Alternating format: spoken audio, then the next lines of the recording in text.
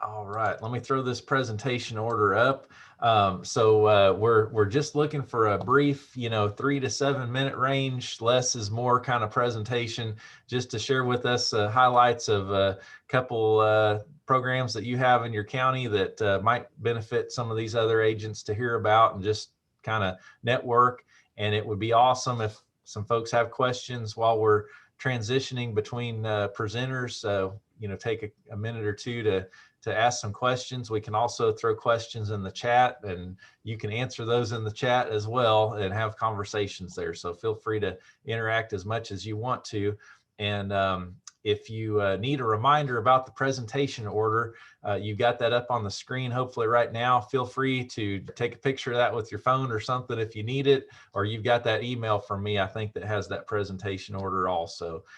Is there anybody else that's on here that was planning to present today that's not on the list? Just let me double check that. All right. And is there anybody that's not here that's on the list? That didn't quite work out. All right.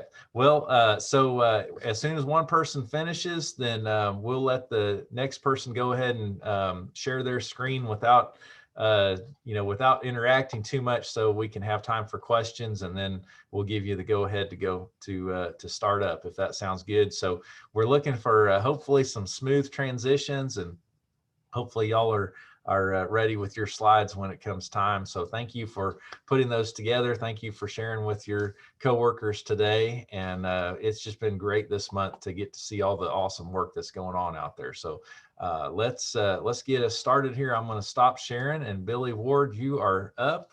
So as soon as you're ready to go, we'll let you fire it up.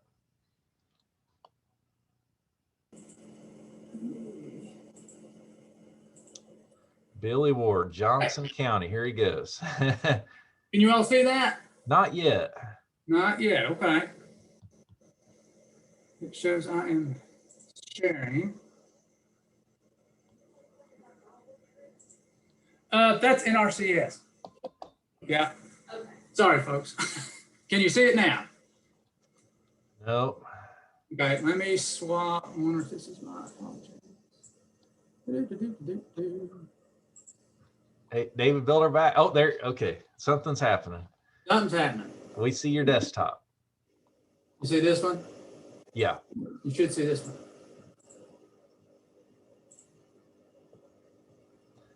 How's that? Okay. So we see your two slides. If you go to display settings and swap your screen, it would fix that. I apologize. Yeah, so right there, go to display settings and just swap your screen, and it'll fix that. Now it looks perfect. Thanks, Billy. Okay. Yeah. So anyway, so my name is Bill. I go by Bill or Billy, and I'm here in Johnson County, originally from Johnson County. So I haven't got to meet many of you yet, but hopefully we'll be able to do that soon. So for Forages is something that I'm really interested in. And I've been here since November, so I've been able to go through essentially 1.5 of our Master Beef webinar series. I've been out in the county talking to some of our farmers. And Forages is such an important part of particularly cattle production. That's our main commodity crop here in Johnson County. And also talking with my DC, District Conservationists within RCS. And so we've really been talking about the importance of matching forage quality and quality with the nutritional needs of our livestock. I raise sheep, so I was actually in touch with Dr. Bates a couple years ago about trying to fill those forage gaps, particularly in the summer when that fescue goes dormant and those cool season grasses are really just not as palatable and nutritious. And he recommended doing some experiments with some warm season annuals. So you can see the upper left and the bottom right, that's some experimenting we've been doing, rotating sheep to a 7-way mix of warm season annuals. It's done really well. We're going to expand that. And I hope to maybe in the future do some experiments, maybe some field experiments with some of my beef cattle farmers. I've talked to them a little bit about playing with this. They're intrigued. I haven't got any buy-in yet, but they're a little intrigued. And the picture in the middle, I had Kim Sanders. Kim manages a very successful grazing dairy up in Virginia. So I had her come and speak to our master beef guys.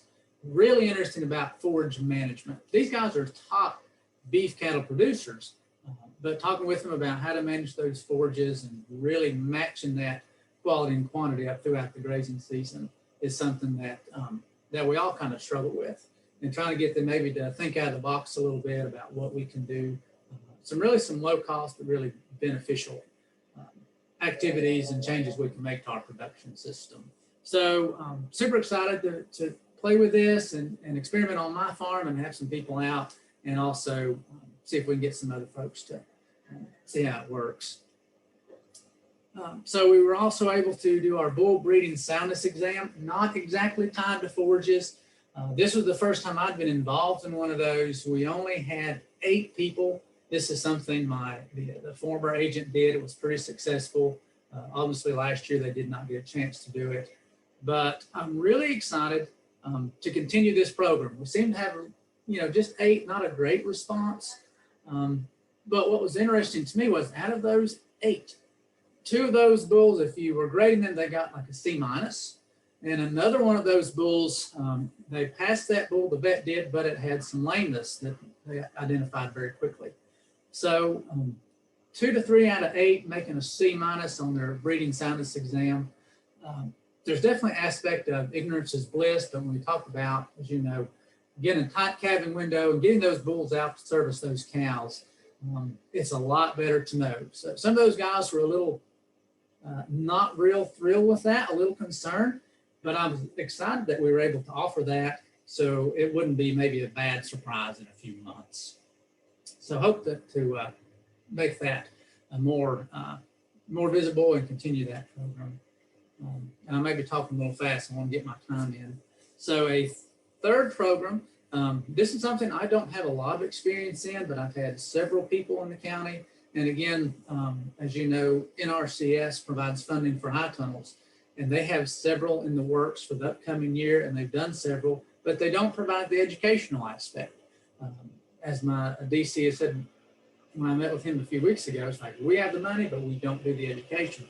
Would you be willing to help, collaborate and try to help these folks? Because we're getting them put up and they're calling me, asking all the questions. So this is something that I'm going to be easing into, and if you have any recommendations, I'd love to hear about them. But we have approximately 12 to 15 residential growers, and we have a couple commercial growers. They're pretty good, but we'd like to offer some programs for those folks a little bit. So I know that was probably less than my time amounted there. But if anybody has any questions or recommendations or thoughts, I would love to hear them. And Billy, how long have you been in Johnson County working there as an extension agent? I started in November. Okay. November 2nd. Sounds good. We'll let you unshare. If there's any questions, jump right in. And we've got David Bilderback coming in next.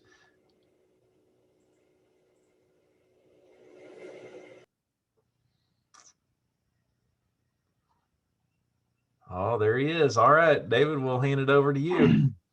All right.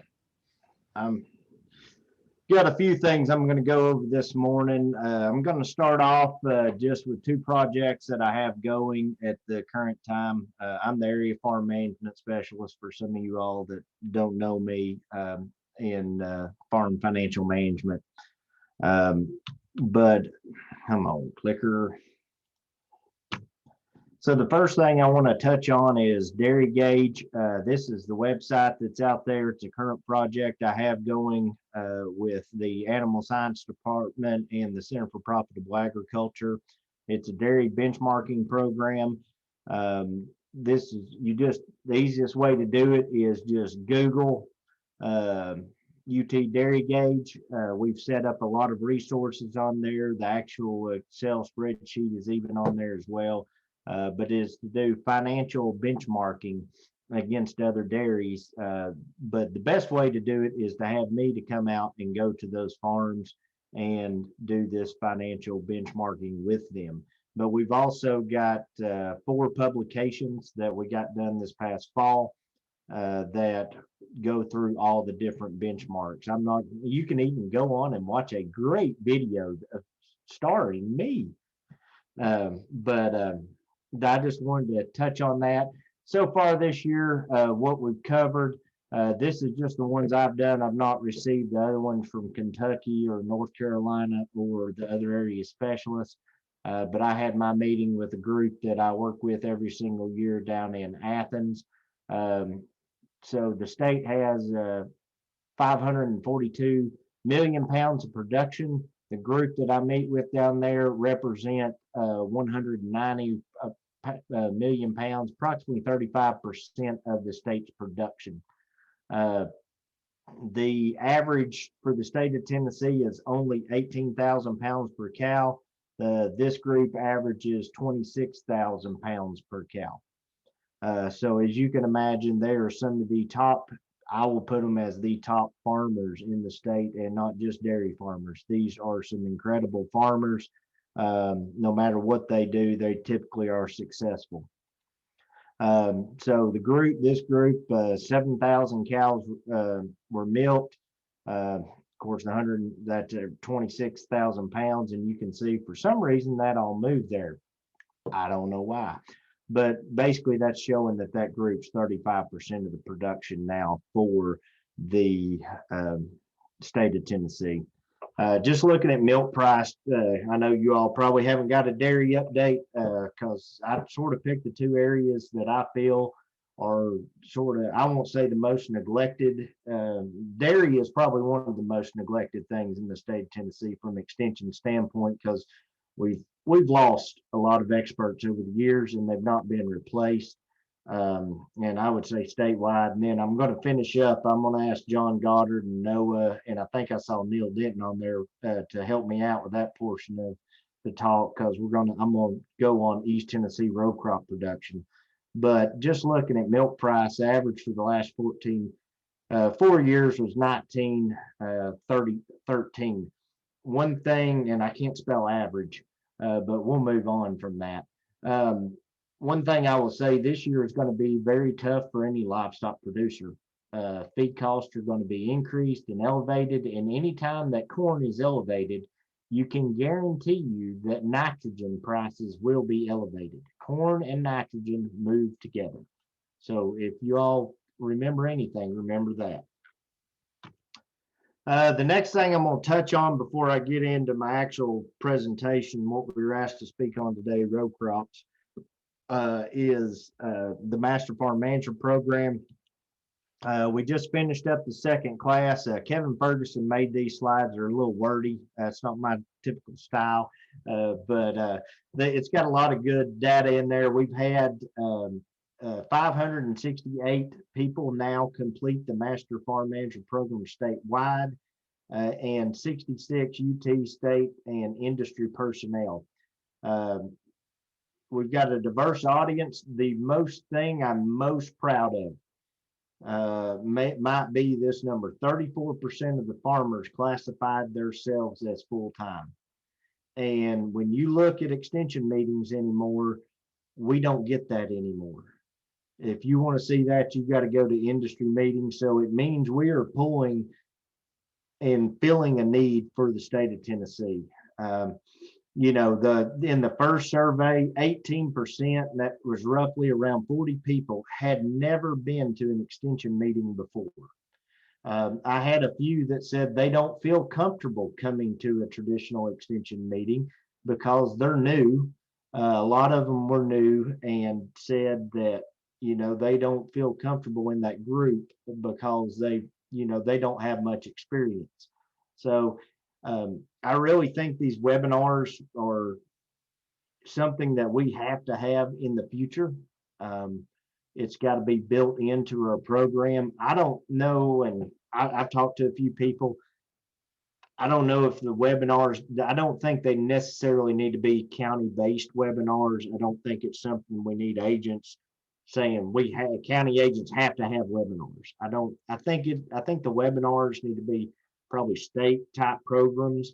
And then if a county wants to do a webinar, they can.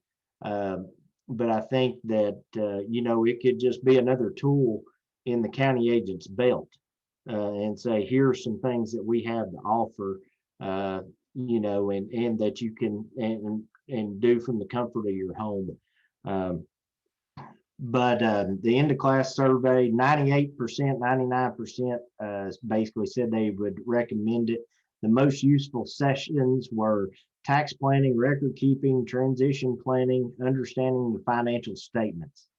Now, that's not what I expected. I figured trade would be or something. Understanding financial statements is not a fun topic. But what it shows us is these people want and desire this information.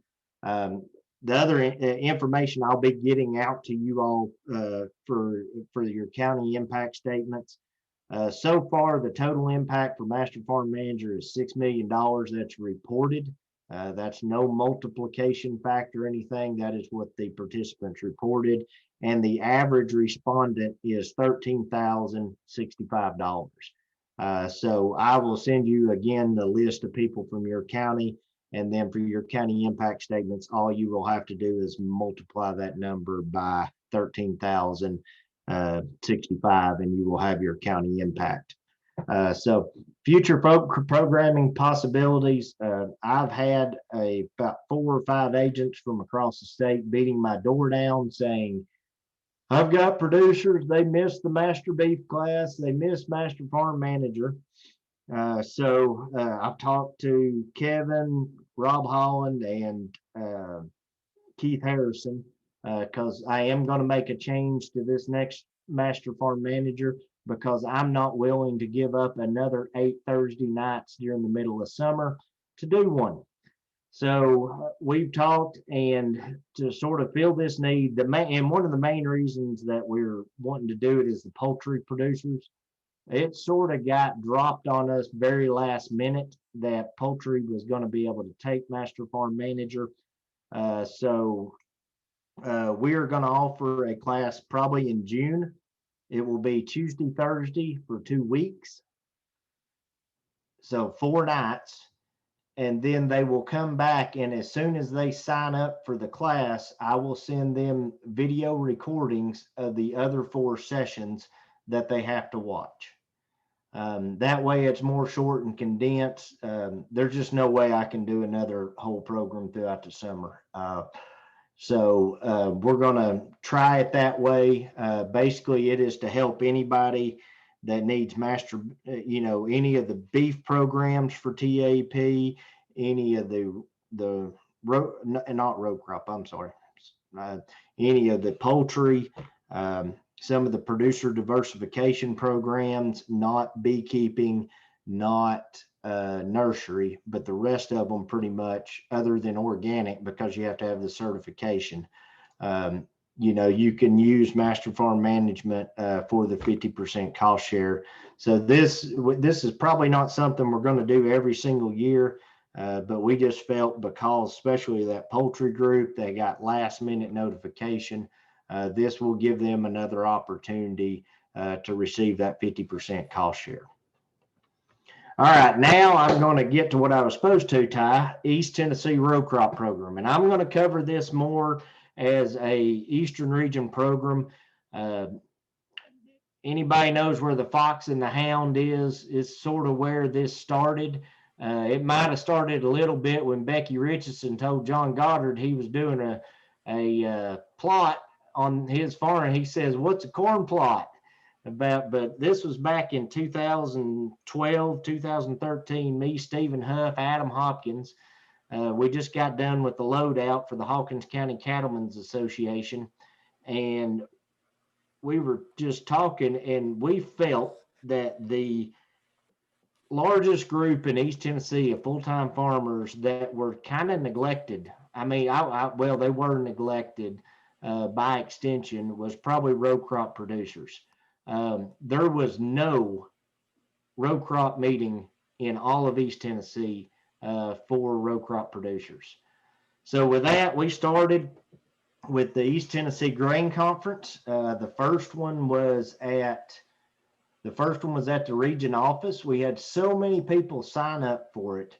We had to put a camera. I don't have the picture in this one, but we had to put a camera a live camera in the conference room and take it back to the other room and do a video feed so all the people could fit in the building. So then we knew we were on to something. You know, we did it at the region office because we weren't quite sure what attendance would be. Since then, we probably averaged somewhere around 120 to 150 people, depending on the day. But we've had 7 now. I think if we count last year's online one, 8 in a row. We get great participation. And I have built more relationships with farmers with some of this row crop work that I do than anything that I may have done in extension. But the East Tennessee Grain Conference is typically the Thursday after Martin Luther King Day. We hold it right now at First Baptist Lenoir City. They've got a great facility down there. They're great to work with. Neil Denton sometimes even gets us a discount, but I don't know lately. We had to pay, Neil. I don't know what's happened there. I know. Some of my contacts are no longer with us. So Yep. Neil changed churches. That's what happened. Yep. well, I'm trying to be a recovering Baptist. So. That's hard to do now. So the other thing that really got going, and John may want to speak a second on this, but is the row crop plots. And they really started in Loudoun County in East Tennessee. John Wilson used to do quite a few back when he was down in Jasper. And he did some in Blount County as well. But you can see the counties listed here. This is sort of the current ones that typically do either soybean or a corn plot or a corn silage plot.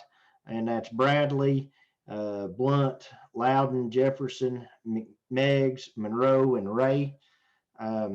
There's a lot that goes into this. You will create a relationship with your farmers anytime you do any trial on their farms. I think on-farm trials are one of the most important things that we do in extension, and I'm the financial guy, but still it's a different relationship when you walk through a process with these farmers on their farms. So this is just some pictures of the different projects. John's got a great presentation coming on all the equipment out there and that's available, and he can probably show you where we started and where we went to. The other thing that we've done throughout East Tennessee is work with the specialist in West Tennessee and do soybean scouting schools. We do these every other year. This is over at E-Trek. Most of these pictures, I think all these pictures are from E-Trek over at the Plant Science Unit out in the river. But we've done them in Knox County, Loudoun County, Jefferson County, Greene County, and Monroe County. Monroe and Loudoun were sorted together at Sweetwater Valley Farms. That was one of the best we've ever done. It's amazing. You do a feed and you feed them, and we got one heck of a crowd there. And we had a pretty good, the last one we did in Jefferson County, we had a really good crowd up there at Jay's place. The one other thing that's a possibility, and you really need to take advantage of, because it's just straight cash availability opportunity for your farmers. And right now, John Goddard basically wins it every year, and we can't have that. So is the soybean yield contest. You know, we don't have a lot of farmers doing this yield contest. And the past few years, if you entered this yield contest, you got a cash prize just by entering. So it's pretty easy to do. You go out, you measure a 3 acre, they turn their form in the summer.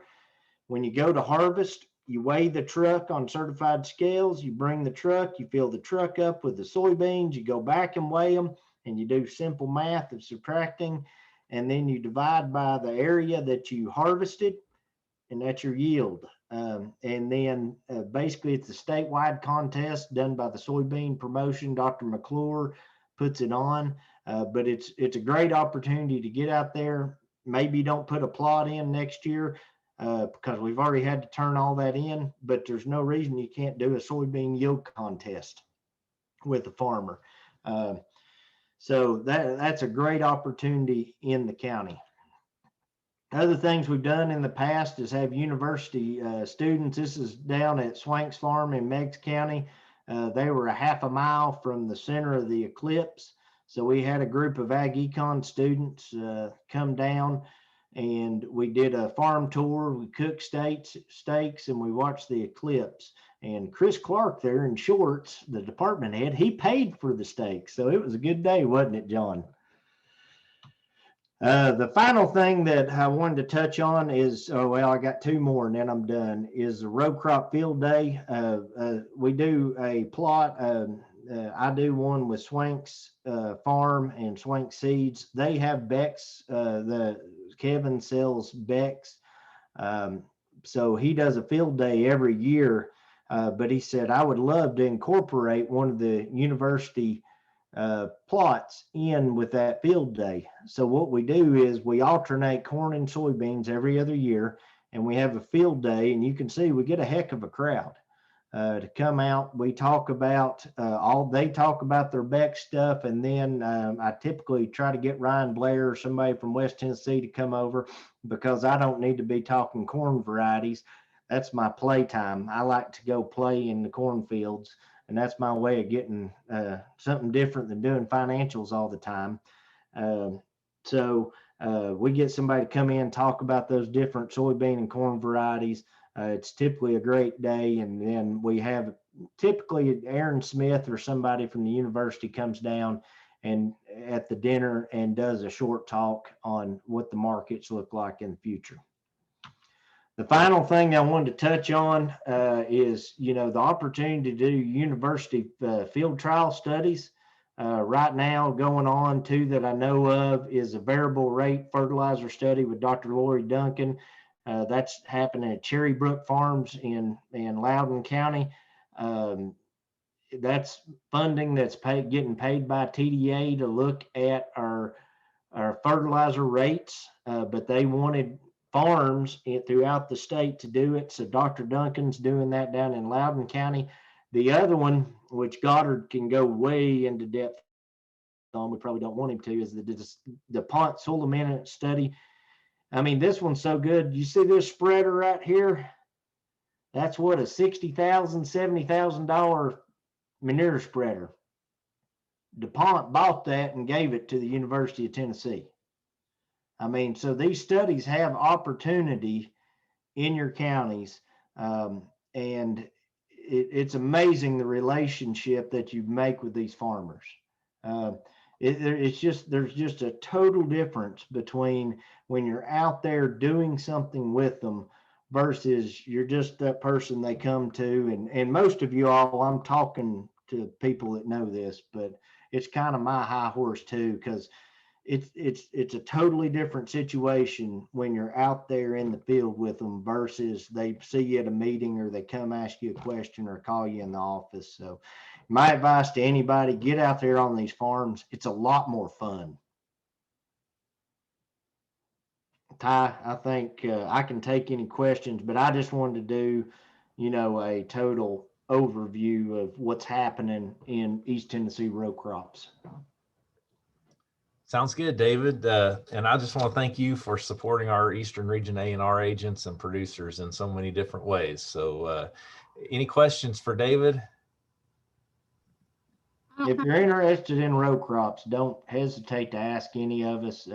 Goddard's a great one to ask. John Wilson, myself, Adam Hopkins down there. He goes from way back, So, but I do want to sort of thank those people that got it started, because if it wasn't for John Goddard, Neil Denton, Stephen Huff, Adam Hopkins, it's taken a long time to build up what we've got going. And I think it's doing a lot of good for East Tennessee farmers. Questions? I don't have a question, but I want to thank you all for everything you do. All my producers comment on how wonderful the programs are, especially the new Manage program. I've had several come back and tell me how awesome that is. And then, of course, East Tennessee Grain Conference is a lot of fun. I'll do a great job putting that on, so thank you. I need to thank Larry Mitchell too. He's on here now too. So David, one question I had is, are those, are the videos recorded from the Master Farm Manager program? If somebody wanted to slip one of those in a Master Beef class locally or something like that? They are recorded, but right now we're just doing it with the Master Farm Manager program. We're actually in talks with Reinhardt right now. And to take the Master Beef program and sort of mix it in to Master Farm Manager. We don't care what the certificate says on it. We'll just give them a certificate, but basically take like reproduction, the economics of reproduction, the economics of nutrition, the economics of, and make it really beef based. We're also talking Center for Profitable Agriculture right now about doing one specifically for value added agriculture. That's what we really want to do in these counties. So if you all want to have an in-person Master Farm Manager, please contact me. We would love to make them commodity specific because the webinars are great, but they're generic. I mean, and they like the generic, but we can't talk marketing. We can't talk risk management. We can't do those things because we've got people from, a large garden to 20,000 acres of row crops to livestock. It's just, there's a lot of subjects there we can't touch because there's just so much diversity in the audience. So we would love, I see these Master Farm Manager classes to be regional classes in person. The one we did down in Monroe County, we had people from Blount County, Polk County, McMinn County, Meigs County, Loudoun County. They were driving in. I think that's probably what we'll do. But if anybody wants to host one, please let me know. I'm not into planning in-person meetings yet. I had to cancel too much there at the beginning, and that was a pain. So when they tell us we're good to go, I would love to get going and doing these meetings because I'm a big fan of in-person meetings on some of this stuff, but there's a place for both. I'm excited to where we can go with some of this stuff. Thanks, David. Let's jump into next program, and that's Jason DeBusk, if you're ready to roll.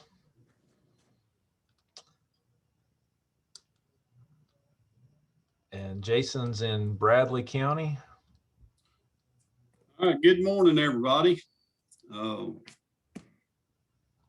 just tell you now, following David Bilderback's going to be a tough act to follow there, and I will echo what some other folks have said. We appreciate all that he does, and I think the farmers out here in the county really appreciate it as well.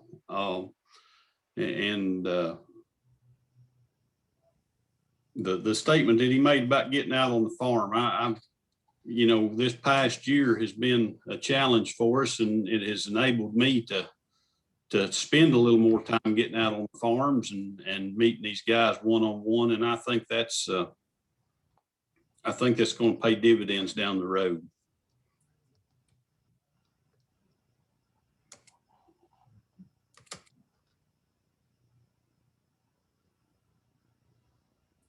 All right. I'm not exactly sure what I'm doing wrong here, Ty, but I'm working on it.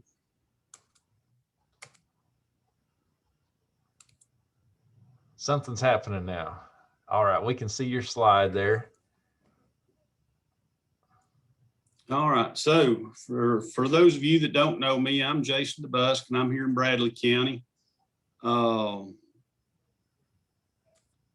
me change this view on this.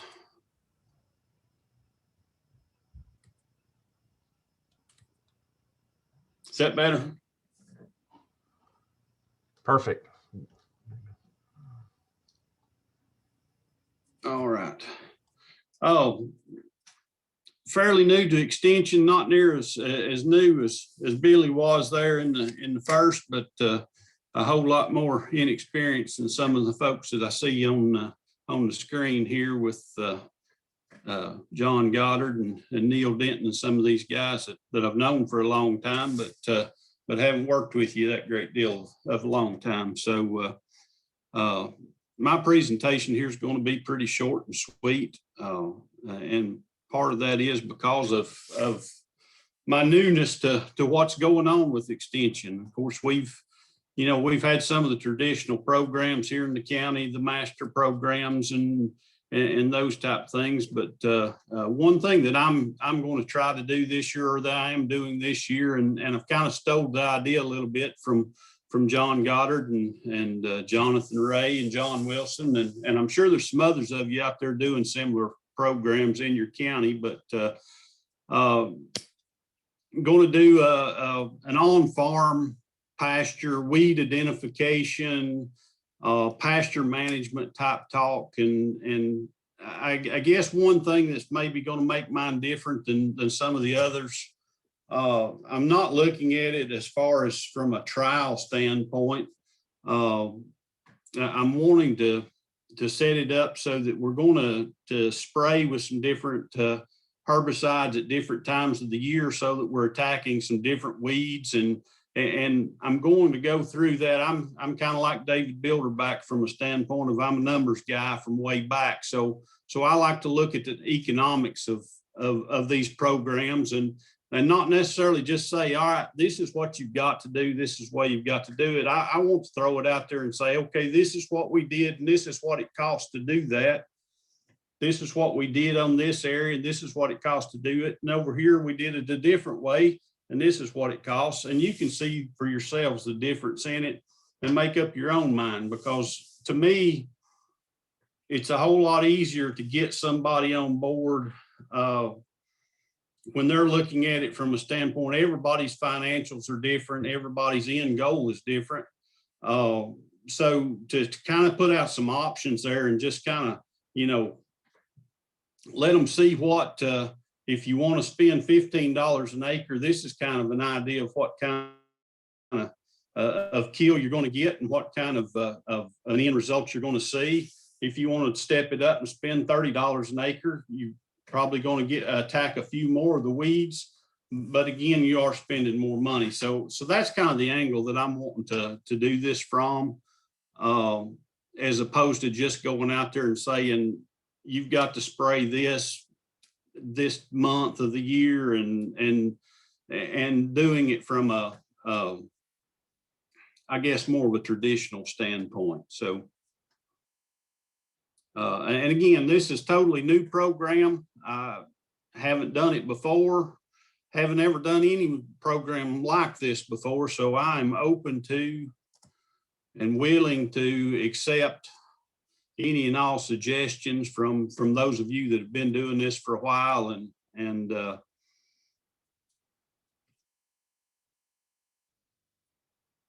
have some experience of the positives and the negatives going on. And again, I'll apologize and say that was the only program that I put in here, because I was only attaching it to forage-based programs. I didn't broaden the horizons and talk about anything else. So at that point, Ty, that's all I've got. And as I said, I welcome any input from anybody out there that's done similar programs, that as far as what works, what doesn't work, what I need to stay away from. Sounds good, Jason. Any questions or comments for Jason? And we'll go ahead and let Jennifer get her presentation loaded up.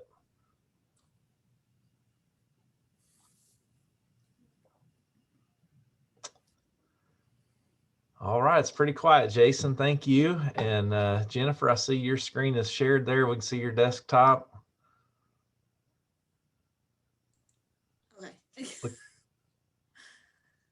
Looks like some heavy work going on in the yard there. Yeah, that's my little boy. Well, Okay.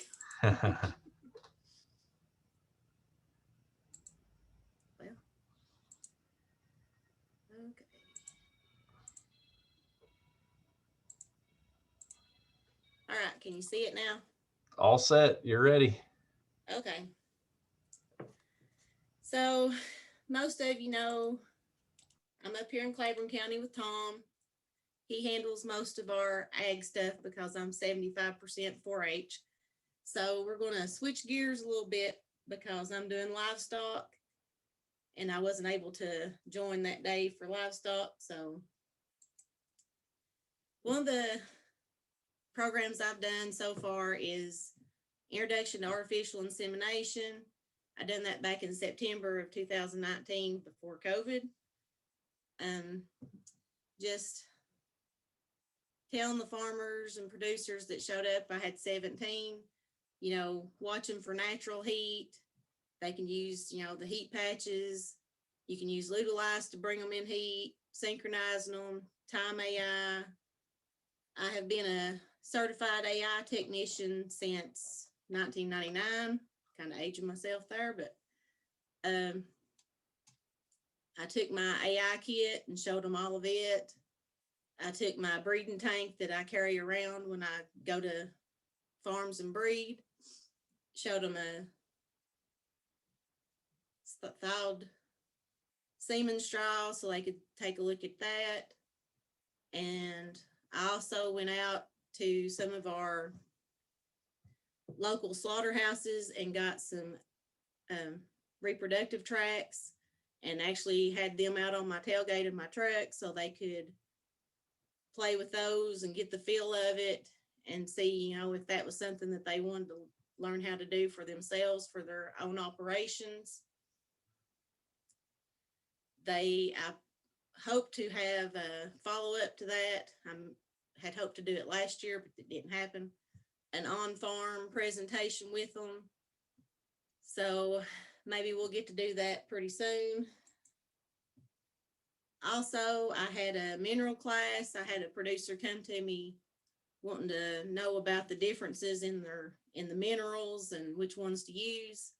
So I partnered with Jessica Young at Tenco and Jacob Sparkman from Zimpro Minerals, and Jacob pretty much done the presentation for that class. And we had a really good turnout. I think there was close to 100 producers showed up for that class, and they really enjoyed that. And being a 4-H agent, last year, since we couldn't go to camp, we had camp at home. And this is some of the pictures from our camp at home. We had 94 kids signed up for that. We did some Zoom meetings with them for a talent show, bingo. We did videos for them to show them how to do the different activities and snacks. And I can't go without talking about our 3 judging teams that qualified for nationals last year. We had 2 land judging teams that qualified. Obviously, we didn't get to go because it was canceled to Oklahoma. Our livestock judging team, we did go to Kansas City in October to the American Royal. And there's just a few of the pictures that I sent in to the Tennessee Department of Ag for their 2020 exhibit. I think I ended up sending them like 50 pictures altogether, but there's just a few of the pictures that I sent to them. And I know I talked really fast, but that's some of the stuff that's been going on here. Also, I've had, we done Google Forms for our chick chain this year. And I had 9 kids sign up through Google Forms. The rest of them, we took forms to the schools and dropped off, and they sent back to us. We also I did Google Forms for horse judging to see how many would be interested in doing that this year, and I ended up with 10 kids. So I'm pretty excited about that. But that's what I've got. Sounds good, Jennifer. Thanks for sharing with us. Any questions or comments? And while we're doing that, we'll let Jenny go ahead and get hers ready to go.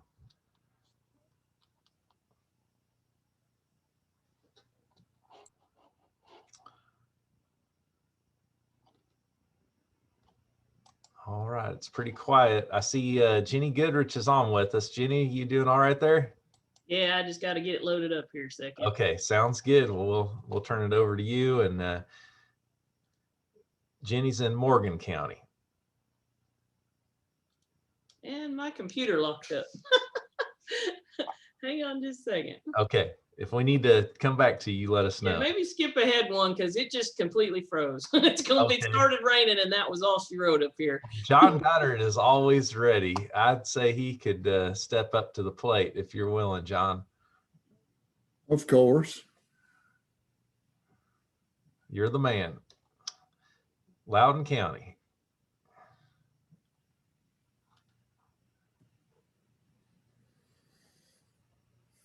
Jenny, if you want to just send me a chat when you're back to ready, we'll come right back to you as soon as you're ready, after he's finished or later on.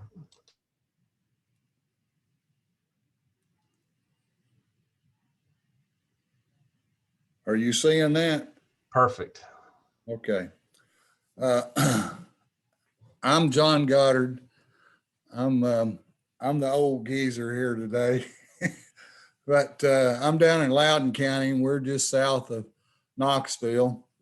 My background is animal science, and when I came to work, I didn't know anything about row crops, and I grew up on a beef and dairy farm, and I kind of had walking around sense about that and learned a little bit at UT, but I didn't know anything about row crops.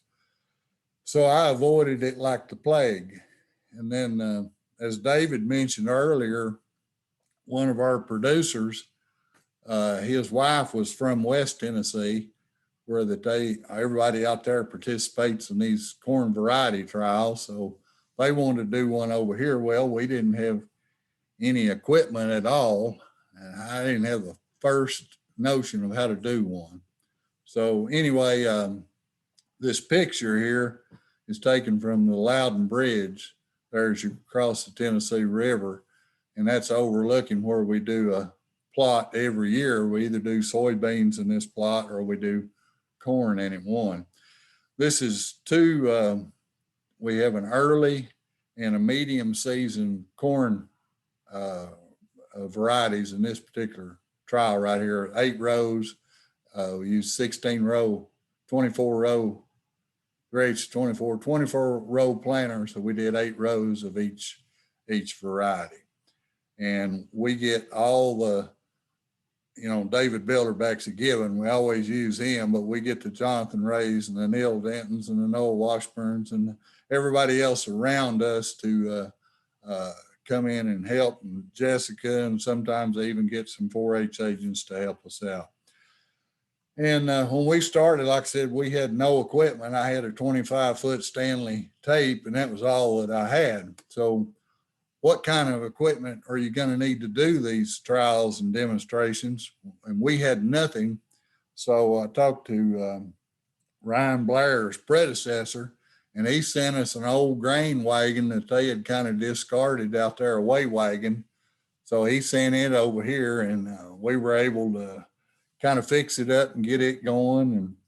And we used it, and we even did put a new motor on it, and that's now the one that's up in Jefferson County. They're able to use it up there.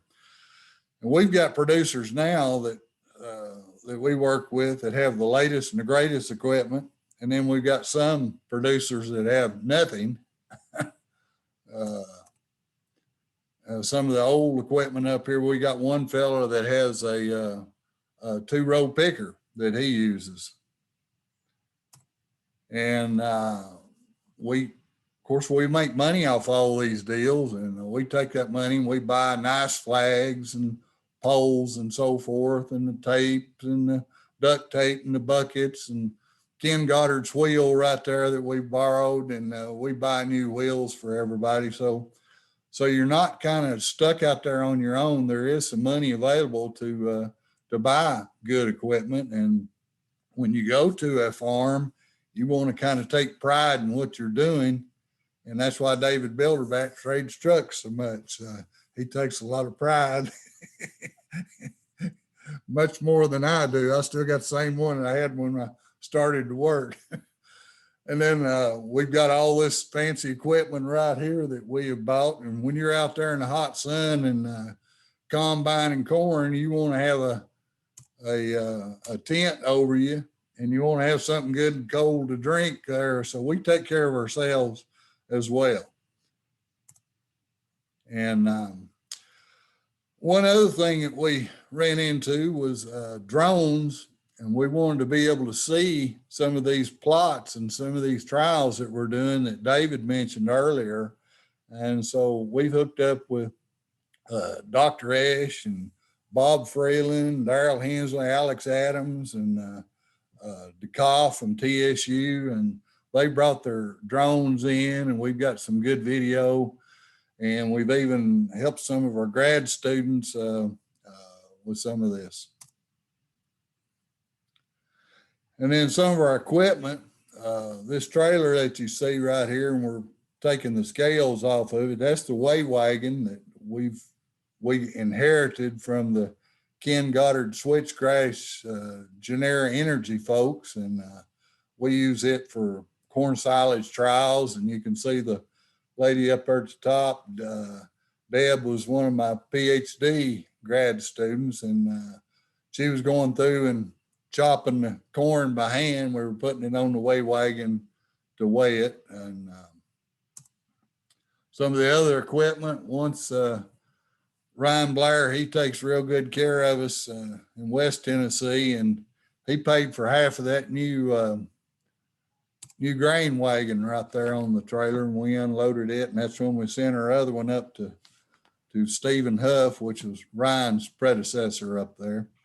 And without a weigh wagon, you can't really do anything. But we got to order this one. We got all the bells and the whistles on it. Got the LED readout on it. It's got a remote control and blah, blah, blah. And then one other little red wagon over there, we've got it to haul equipment around with when we're supposed to pick it up Monday. And then this thing down at the bottom, it's hooked up to Builderback's truck there. We got Did that. you put a new sticker on my truck? What's that? Did you put a new sticker on my truck? What are you talking about? Is that your truck? Jeez. I think that guy down there in Ray County probably put that on there for you. But that's a vacuum system instead of using shop vac like we did for years and years, which works okay. You know, if you're doing 50 or 60 different varieties, this thing right here, you can just back up and clean your planters out, and really speeds things up. And then from our biomass research that we got the big spreader down there at the bottom that David was talking about. We even were able to get a tractor lease there. Of course, DuPont footed the bill on all this, and it took David and Jonathan and me, all three, to figure out how to drive this tractor. And if you've not been on one of these new tractors, you need to perch yourself up there on them, and they're really something. But, you know, there's money available from these folks out here want to do these research trials. We got this Ranger ordered right here, and we're going to use it for our corn trials. It's supposed to be in here in a couple months. And of course, everybody needs a little moisture tester up there at the top, and we've got a new generator out there. And anyway, I think my 3 minutes is up, and if you have any questions, I'll be glad to take them at this point.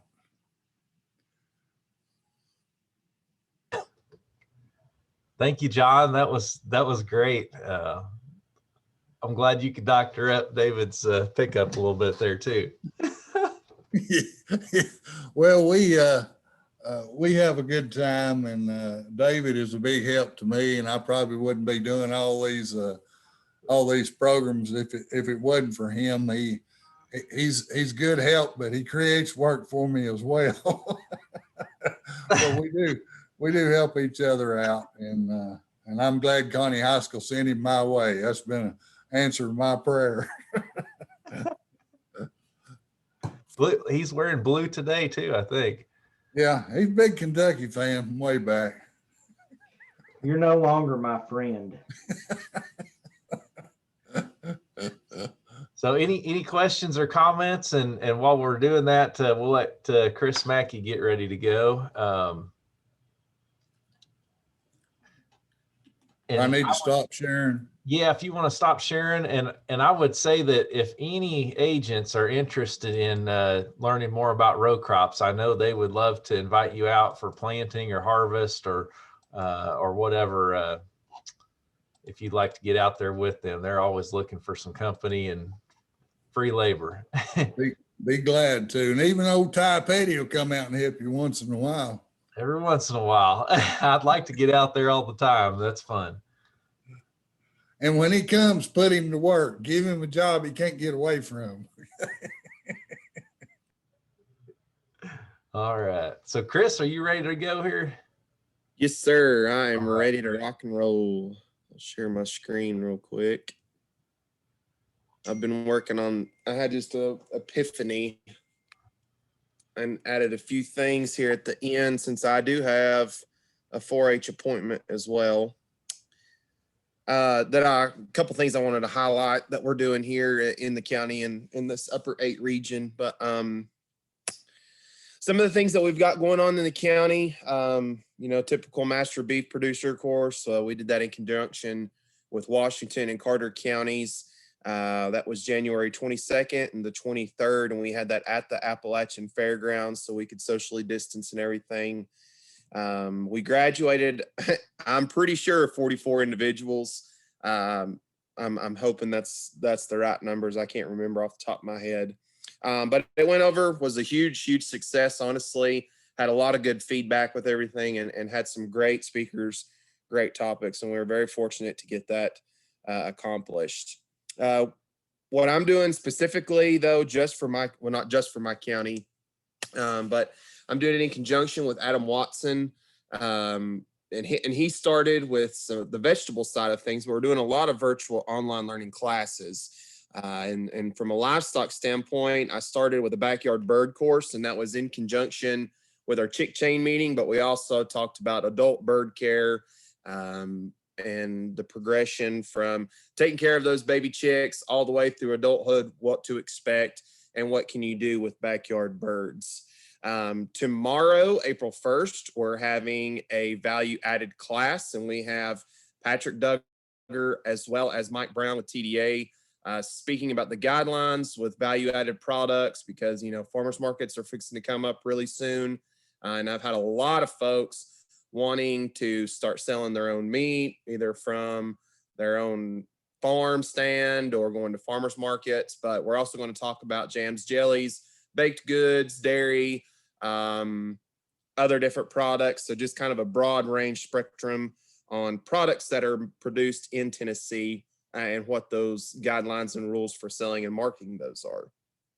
I also have some small care livestock, because there's not a whole lot of large production, but I do get a lot of folks that like, hey, I want to run 10 goats or sheep, or I want to have, a handful of dairy calves or feeder calves in my backyard. And so I've got some plans to do some small scale livestock care classes to kind of help those folks kind of understand the basics of proper livestock management and what to expect, given our area being so close to Johnson City, and there's not a whole lot of pasture land here in Unicoi County. 80% of the county is owned or is in the National Forest Service. So just utilizing what these folks have to the best of our abilities.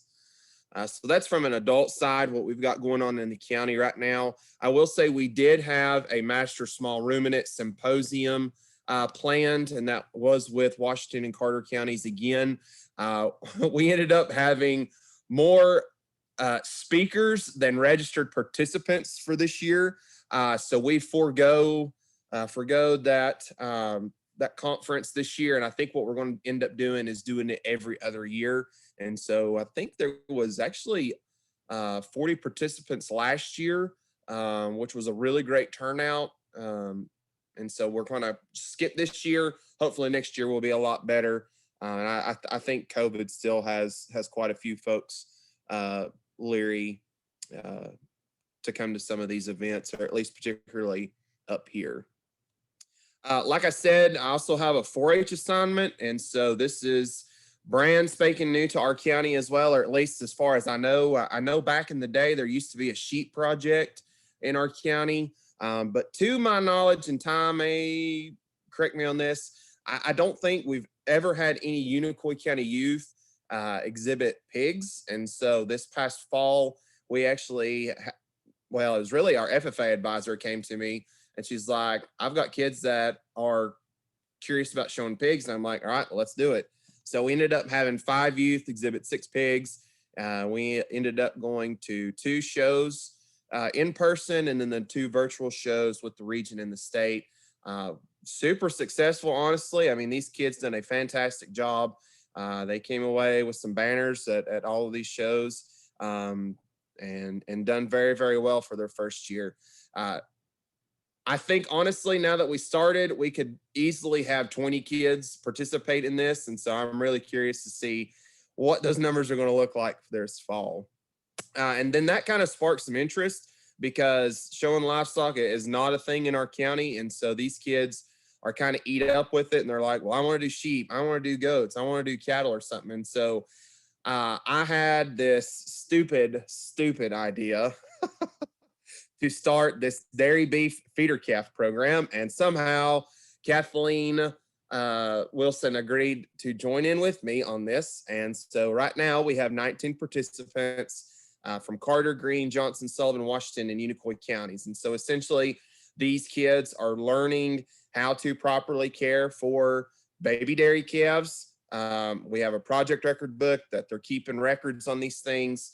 And they're going to learn how to break these cattle, get them ready for exhibition, but also proper management with vaccinating, dehorning, castration, management techniques, and properly feeding these livestock to get them at an appropriate weight. And then what these kids are going to do is we're actually going to have a sale this fall, and we're working to have it in conjunction with the Appalachian Fair, and they'll have a final show at the Appalachian Fair here in August. So, and we're going to do a premier exhibitor as well with the project record, showmanship, and then the actual confirmation show. So I think this could be really, really big. I know in other areas it is huge, and so far things are a go. So that's pretty much what we have in the county right now.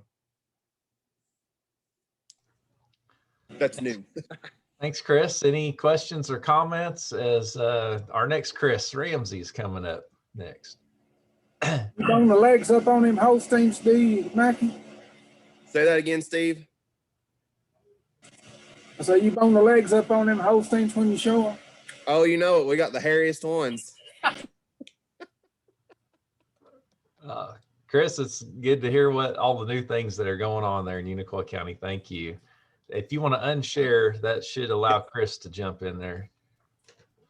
Okay, let's see. Share.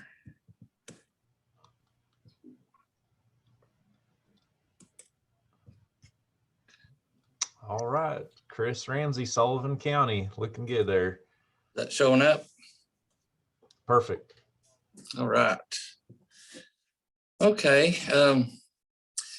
Most of this is not row crop, but I was not available to be able to be on when this would have been more related to the day. But anyway, share a little bit about what we're doing in Sullivan County, and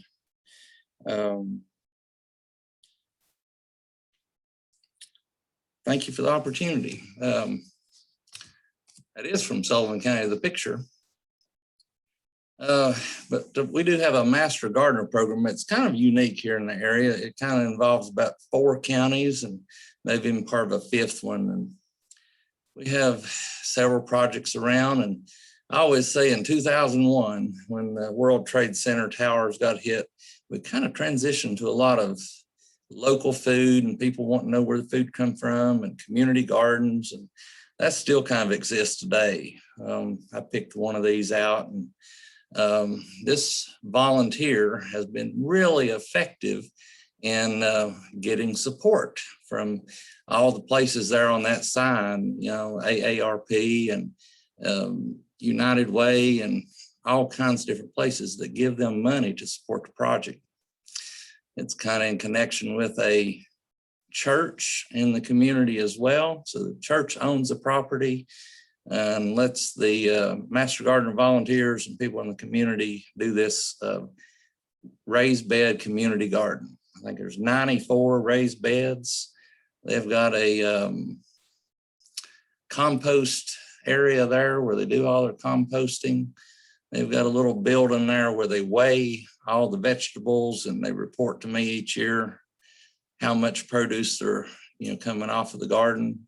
Much of that's donated to like Salvation Army or other places in the community kitchens and places. And some of it's minorities and other people in the community, government housing that they don't have a place for a garden. So they come here to this little community garden and have their little 1 or 2 garden beds and be able to use that vegetables and produce in their own home. So I think there's 94 raised beds and it's been really good.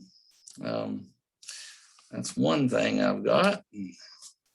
Another thing, I've got Kathleen Wilson there was helping me, was actually in Carter County up in Roan Mountain and collecting scion wood, which is what we would call the top part of the graft when we graft a fruit tree. And we was collecting all kinds of different scion wood on Johnson's orchard, which actually the orchard is just inside North Carolina by like a mile or 2. And something I was on this one here, I'm just going to talk about some success stories that we've had. And was out collecting scion wood and on another farm, and was actually with Bill Ward and Kathleen as well, and was in Johnson County about a month ago, and was on the farm of Benny Pierce. And Benny Pierce is 92 years old, and got to talking to Mr. Pierce, and I said, Benny, when did you graft your first tree? And he said, in your workshop 12 years ago.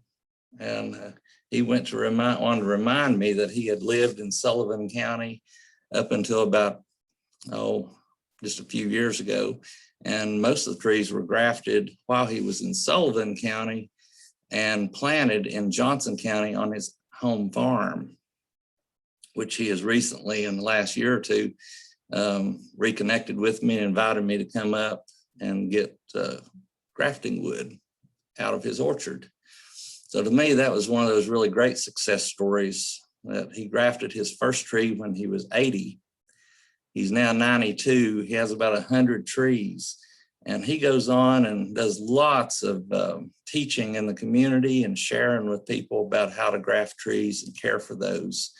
And, you know, it's just amazing where the impact can go. And another one, a good story, a person come to our workshop and they grafted 20 or so trees, and he came back to me the next year and explained that he had grafted a tree that had been planted by his son before he died of cancer. And he had grafted that tree and sent it to all relatives and friends all across the United States. And it was called David's tree. That was the name of his son. So, you know, another kind of impact there that we sometimes see in the community. We've kind of expanded out. This was a program done by Hubert Lambert back in the 80s. And I continued it on in 2001, and it expanded a lot, and we got up to about 2,500 trees, and helping even some other people in the state as far away as Giles County or Lawrence County, I guess, Giles County, somewhere down on the Alabama line, and also Cobb County and Ray County and Johnson County. And so we're doing all kinds of things like that with the grafting. Another program I had here that has worked really well. What we did was we connected with the local power board, and the power board was looking for a way to encourage landscapers, homeowners, others to plant the right tree, so they don't have to go out and cut the tree down or do one of those chop pruning jobs on it that everybody complains about. So you don't plant a oak tree, you know, under a power line, it's 40 feet, 35 feet off the ground or even lower, just to have the power company have to come out and, you know, spend time and effort and resources to take it down. So they provided $500–700 to do a good meal, some snacks. They were on our program and promoting what they do and the benefits of planting the right tree. We usually had commercial applicator points approved for this, which really got in the power line right-of-way control people and green industry people, landscapers. It usually get like 4 to 5 points. This year, we was actually able to do it in person in 2020 because we did it on February 27th. It's actually the flyer for it there, February 26th. That's actually the flyer. And we did it this year virtually, which was a challenge in trying to make sure it was credible and people attending and listening and all that. Did a pretty good job of that though. And we also have master gardeners that attend, some from the general public.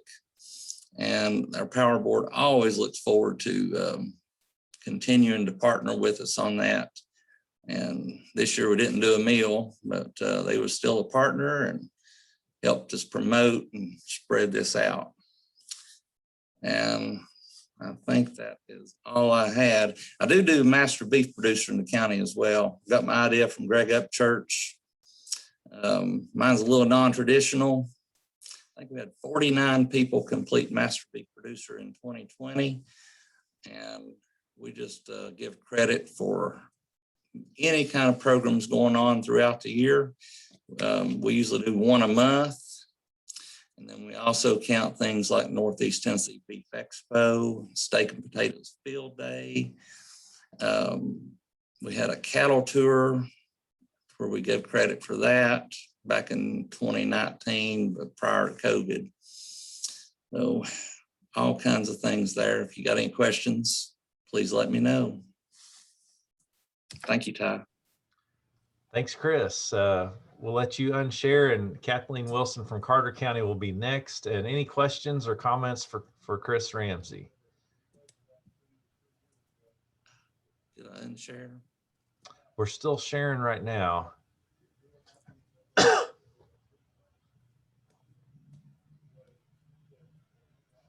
Where did I stop? Oh, there.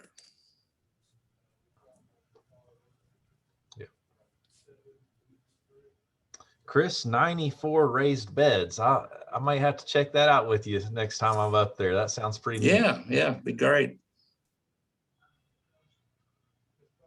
All right, Kathleen, looks like you're ready to go. Thanks, Ty.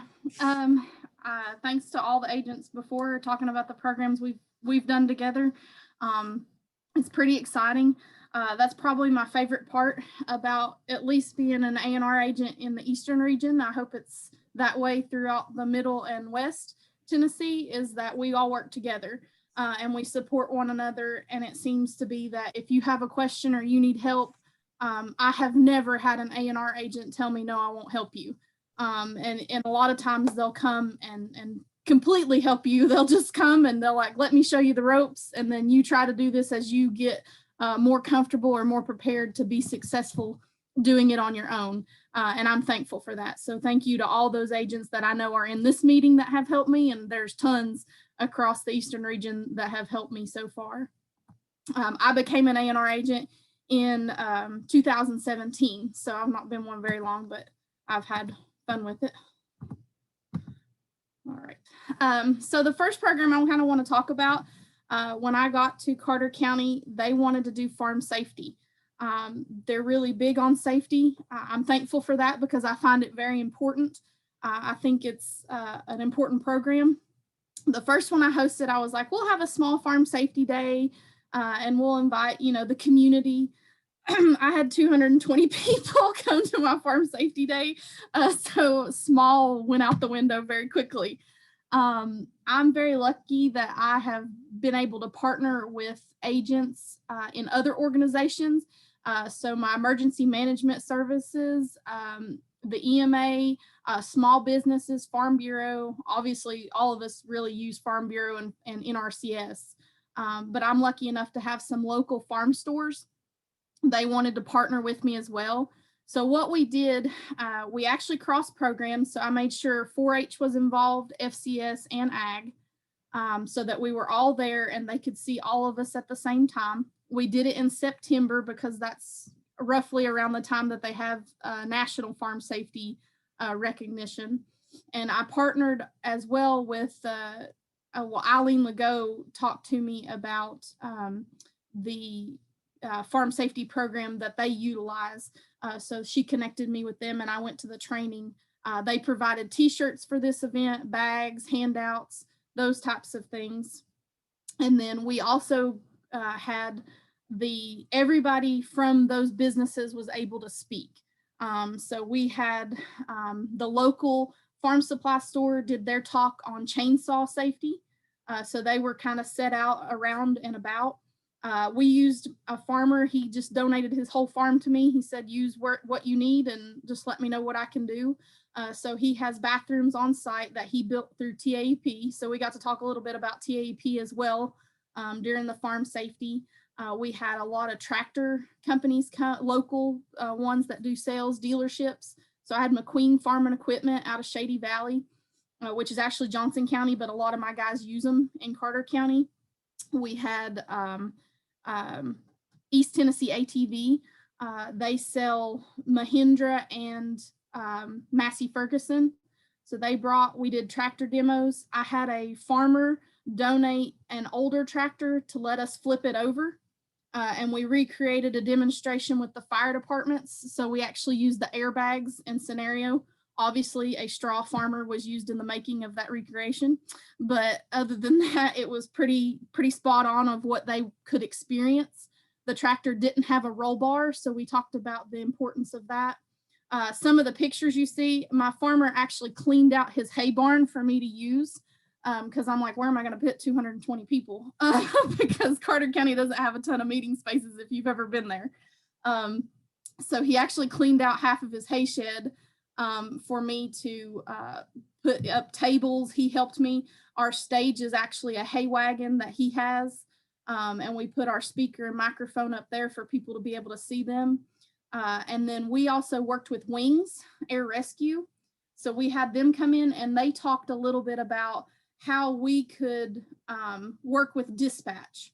So our emergency management systems, like we know in our counties, each one of us knows, oh yeah, go to Sally Sue's farm to the corn patch. Okay, it may not have corn in it at all, but at one point it was a corn patch, and that's how we give directions. So we talked a little bit to the farmers about how they could help out dispatch and the fact that our EMS and those people were younger and didn't necessarily know all the references that we made in the past. So we worked with them on that. Wings flew in, talked about air rescue insurance. The capability of, if you purchase that, then, if something does happen and you have to be flown out, you're covered. So that was something they talked a little bit about, and the farmers were really receptive. That's the second picture. I had all ages. So we had, I think my oldest participant was 80 years old. And I think my youngest participant that we had there, besides a baby that came with a mom, was probably, I think 6 or 7. So they were watching Wings fly in and land in the alfalfa patch. So then the next picture is Scott. He is awesome. He is an he went in and used to inspect chemical companies as a fire inspector and do regulations. And he come in and talked about just PPE equipment, general things we should be using as we're, spraying chemicals, as we're handling chemicals, where we should store those types of things. And so he did his talk, and I had on my reviews, that was the best talk according to them that I had the whole time. We had NRCS, they talked about cover crops in between dinner and the speakers. So this was an evening event. We started at roughly 1 o'clock, 1 or 2 in the afternoon. And we wrapped up everything with everybody there. We kind of ended around 6 o'clock. We didn't mean for it to do that or be that long, but everybody kept having questions and nobody was shut down. And that was the goal of my NRCS and my Farm Bureau presidents at the time. They wanted to make sure that everybody was answered. So it was a pretty cool day, and I'm happy to answer any questions that you may have about that toward the end. And another thing that I'm thankful for, I was glad to hear somebody else had artificial insemination as one of the talks they do, and that's something I also offer, but I am not good at pregnancy checking. I have no clue when I stick my hand in there, unless I have an ultrasound device attached to it, what I'm looking at. And for some reason, Sarah Orr she's got a gift. She can stick her hand in without the ultrasound device and tell you how far along that cow is. And you're like, well, you're teaching them, to do it on their own. That's not really the objective of this workshop, and we tell them that. But I had farmers that use the old bumping method of checking cattle, and we were trying to get a little more scientific with them instead of bumping cattle. What we do is we talk to them about the cost efficiency of if they would just go ahead and either do a blood test, or if they would have a vet come out and check them. None of this encouraged them to do it on their own per se, but teach them all the methods that were available to them. And I'm thankful Sarah is willing to come up and help me with that. We teach this course. We cap it at 25 people, just because that way they can have a hands-on experience. I ordered my repro tracks from a slaughterhouse in Kentucky and had them shipped.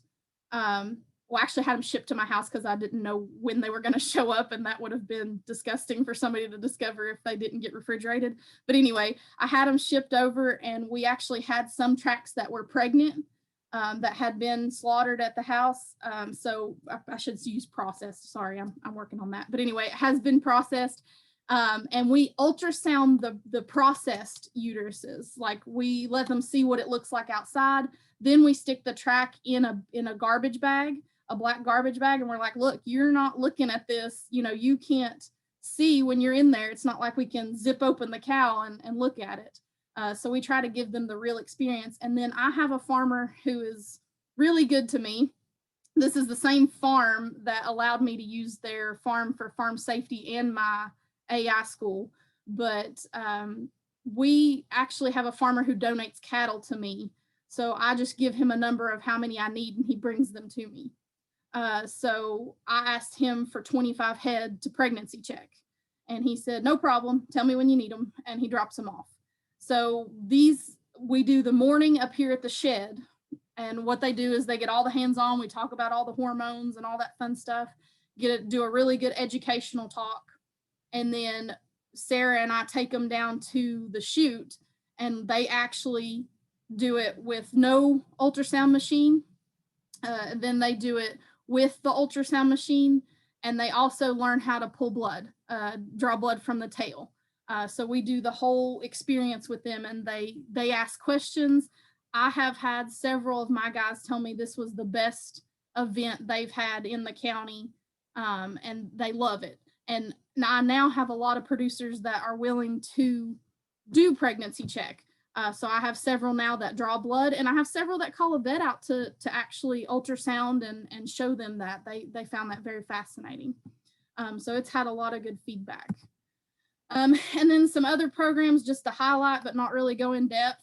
I worked with our local electric co-op, and I'm a safety person, but when we're moving equipment, we're hauling, I have a lot of farmers, I drive around and I joke with them about it, but they leave their bale spear up in the air when they're driving around, and they can get in power lines because sometimes those get low.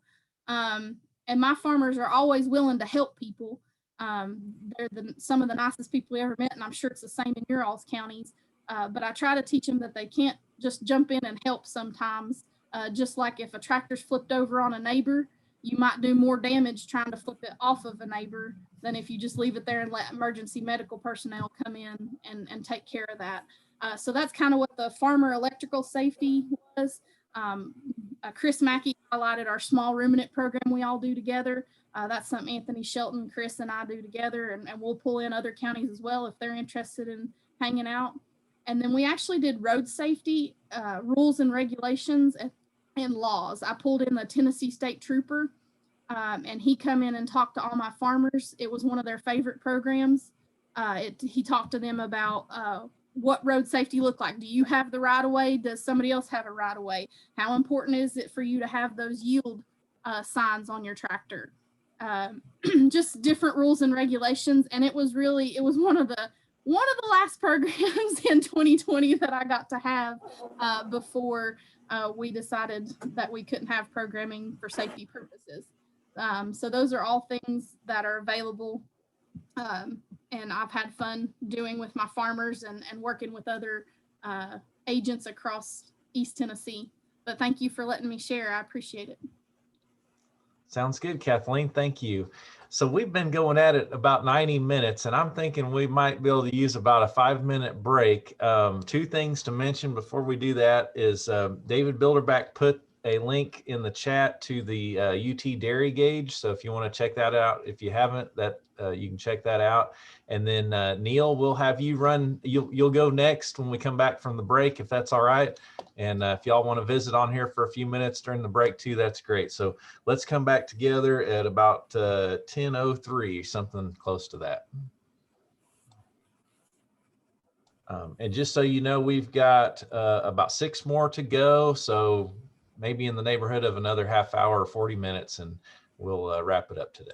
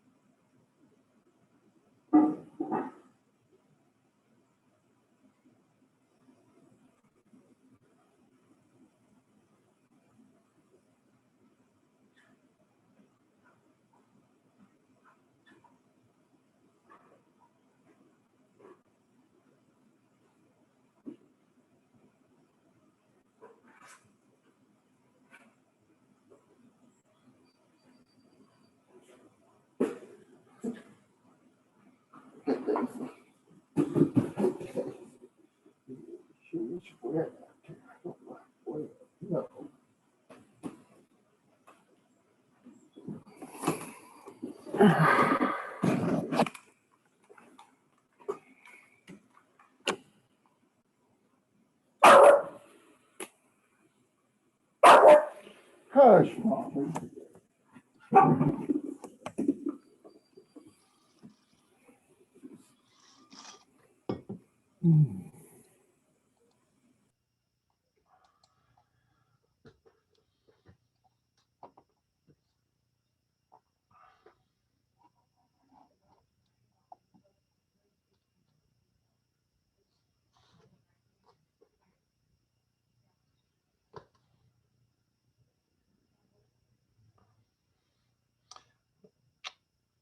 Neil, I'm seeing your screen come up there.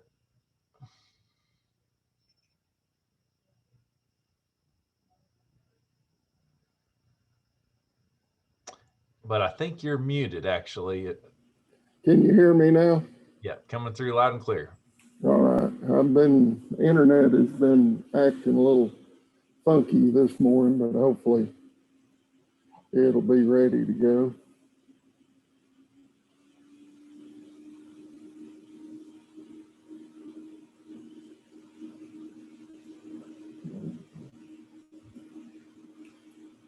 All right. Looks good. Let's give everybody about 1 more minute to jump back on, if that's all right. Sounds good. It's quit raining here for a minute. Yeah, same here, actually. Still looks pretty dark out there. Yeah, it's not nice weather for sure.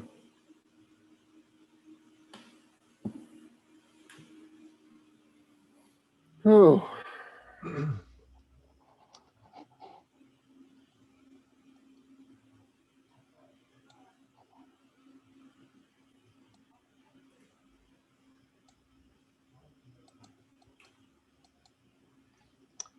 High tunnel vegetable production. That'll be good for Billy to check out. So Neil, you picked a good topic today. Yeah. Mm-hmm. All right. I think everybody's joining back up. So when you're ready, Neil, we'll let you go ahead and kick it off. All right. Thank you all again. Thank you, Ty, for letting me come in. Mine's not on row crops, but I couldn't make a couple of the others, so I'm glad to be on and presenting. I wanted to brag a little bit on my son.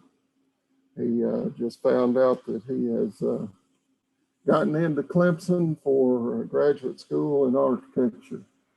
So we're very excited about that. That's been good news for us. So one of the things that I've spent a lot of time with over the last really 6-7 years has been working with our farmers, some of our farmers on high tunnel vegetable production. And of course, NRCS cost share has been up to as much as 90% for these, and TAEP has cost shared up to 50%.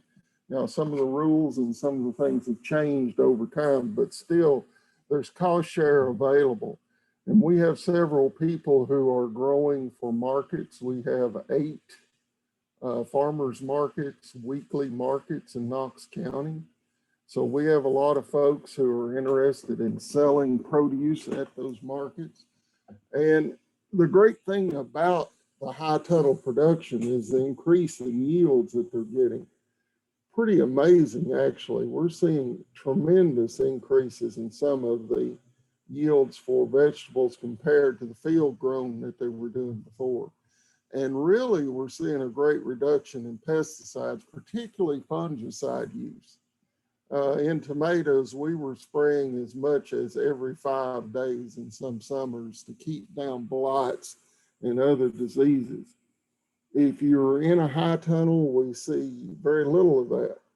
One example of how important it is to keep the water off of that foliage and preventing diseases is one of my producers had when he was working on his irrigation system, a line broke. And he sprayed an arc inside the high tunnel with water. It was an arc about 50 feet wide and over 2 rows. And those areas was absolutely decimated with early blight. The rest of the high tunnel had none hardly in it. And it was just because that free water was laying on those plants that evening and the spores were able to actually get into the plant and start the disease. And you control the irrigation. You can easily fertigate through the irrigation. You've got extended season production. You can control the temperature to a great degree. One of the neatest things out at Holden's nursery was we were out there on a 95-degree day, and he has a ridge vent in his high tunnel. And he opened that ridge vent, and even inside the high tunnel, we got temperatures 4 degrees cooler than the outside temperatures were. So you can actually cool down that house compared to other things.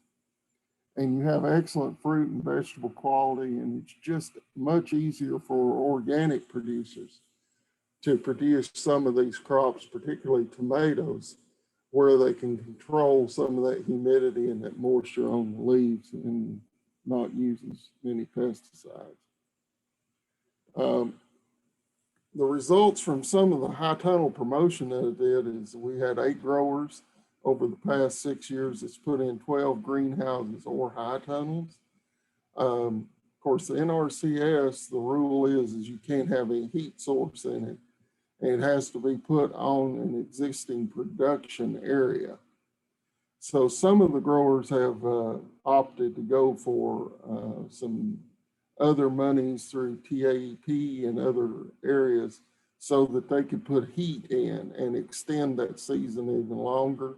And also it allowed them to go into an area where they may have not done any production before. On average, we're extending growing season by 75 days with these. Some have gone to almost year.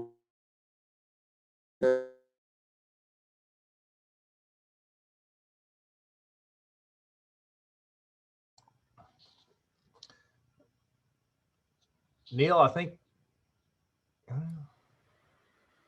He got muted or something. Yeah, I was trying to figure out if it was just me or Neil, we're losing you there. He's gone. Internet. He froze.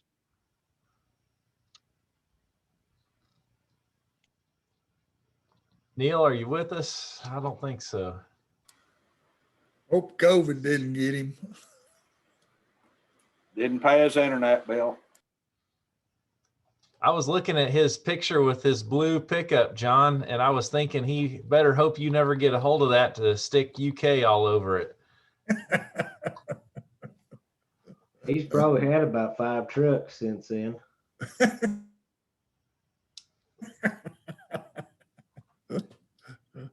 I'm sure you can work that in as a future project. Oh, yeah. Yeah, I'd like to be a truck salesman and know him.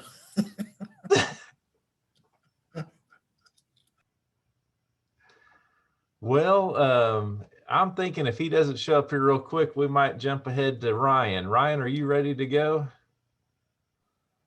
I'm ready whenever you guys are. Let's try that and we'll come back to Neil. Okay.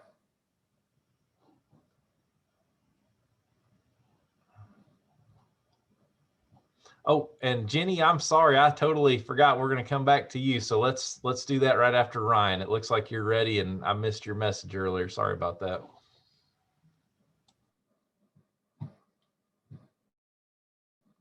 All right. Can y'all see this screen here? Looks good. Okay. I just got back. Sorry about that. That's okay. Neil, we're going to go ahead with Ryan and then we'll come back to you. Okay. We'll come right back to you. He's ready to go. Okay.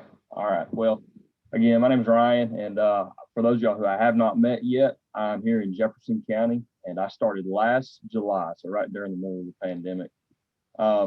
Just quickly, a little bit about me and my background. I got my master's in agronomy from UT in 2018, and I focused mainly on tobacco production with Dr. Eric Walker, and then got some row crop experience and specialty crops as well during my time on the research stations there. But all of those years led to a lot of small plot experience, and I think, like John and David have said previously, that is one of the easiest ways you can help producers and make a big impact right away, especially for new agents like me. And so I actually inherited 2 row crop plots last year that I did not know about. So about 2 weeks before we harvested, but Jay Mosier and Mossy Creek Farms up here in Jefferson City. They're really, really good to me, and they are phenomenal to work with. They do the mid-maturity corn trial and the Liberty Link beans every single year. And this was a really cool study or a trial because we saw a direct impact from it, or will see a direct impact from it this year. One of the varieties yielded almost 100 bushels an acre in their plot last year, and they had a separate test plot in a different field just for their own kind of data points, and they liked it enough to where they're actually going to grow it on a larger number of acres this year on their farm. So that's just an easy way to show a lot of impact, especially, like I said, for a new agent, and it's a really easy way and good way to build relationships with your producers, and that's the kind of stuff I love to do, is get on the farm and help them with those kind of things. And then we have, these are kind of my babies. This is my forage demo plots. And with the help of Mr. Joe Beeler, I got some plots sprayed this spring, sprayed them on March the 5th. And we did a cheaper herbicide in 2,4-D ester, a more expensive kind of top of the line product in Duracore, and then an untreated. And what we did is just have 3 simple blocks and have the untreated in the middle. That way they could see kind of their options. And then I forget who mentioned it earlier, but I need to add the cost per acre to each one of these. And I'm going to use this in my master beef programming and future demonstrations that kind of help farmers do some stuff on their own places as well. And then my other one I want to start here either this fall or maybe next year is a fall versus spring, fertilizing and spraying. The last couple of years, everybody knows that and we're going through it currently right now with all these storms coming through, but we have had so much rain in such large amounts in the last 5, 6, 7 springs in a row here. Whether it's flooding, whether it's just you can't get in fields for a while after that, there's always that stress that's been happening in the springtime of the year. For our beef cattle producers, it's calving season for a lot of them, and trying to get trying to get all your fertilizer out, get your herbicides down, and things like that in the springtime in a small span of time. But we could do quite a few things in the fall to help relieve a little bit of that stress and take some things off our plate in the spring. So maybe looking at doing a plot where you do phosphorus, potassium, and our herbicides in the fall, and then wait for nitrogen in the springtime, and then have one comparing it to doing everything in the springtime, and just see how they compare and just give them something to look at, something visual. And then, like I said, those are the 2 ones that I have come up with on my own and kind of partnered with some producers here during my time in Jeff County so far. But that's really all I've got. I'm short, sweet, and to the point, and that's my contact info if you guys ever want to get in touch with me, and I'll be glad to take any questions or suggestions. I've got a comment, Ryan. We've got a fellow that he puts his in on in the fall. He says he gets plenty of growth in the spring without anything, and he just feels like he's dollars ahead by putting the in on in the fall as well. So I would encourage you to do another plot with the in on it in the fall. Well, and that's one question that I've been getting from multiple producers, especially our spring master beef group, was that their number one question for me was, when do we need to apply nitrogen? Because they've heard, applying in the fall could help versus putting it all out in the spring. But that's something I'm also kind of looking at as well, John. That's a good point. I'm thinking about incorporating that too. That's a big trendy thing right now. I listened to RFD radio or whatever it's called, rural radio, the other day, and they were talking about applying nitrogen in the fall. Even in row crops, they're starting to apply a lot of nitrogen, UAN incorporated in the ground in the fall, which I don't quite understand that one, but I know it is a new thing that's coming on. It's some of those more shelf stable nitrogens, but in forage, it does make a lot of sense. Yeah. And real quick before Neil gets going again, I just want to say thanks to David, Adam, and John for helping me out last year with the row crop plots. That was, like I said, a surprise to me that we had any in our county, but they helped me a lot in getting that situated and getting everything taken care of. So thanks, guys. Thank you, Ryan. Got a good team to make it all happen. All right, Neil, looks like we're back up with you there. I hope so. We'll see if it lasts. Sorry about that. The one thing I did want to mention is one of the things that we have found to be a real issue with these is spraying any type of herbicide on pasture land or around yards or lawns, and even using Roundup to spray around the edge of the high tunnel. We can see injury inside.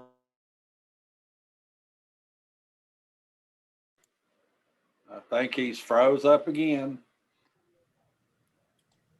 Neil, turn your camera off. It'll help.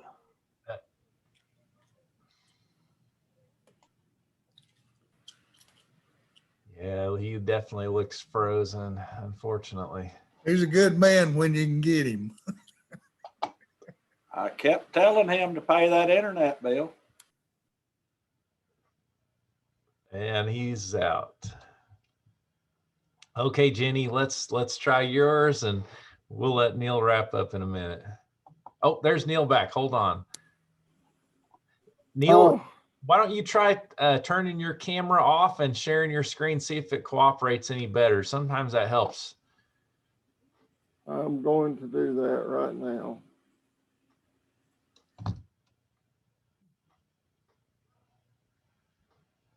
And we can see your screen there, however you want to do it.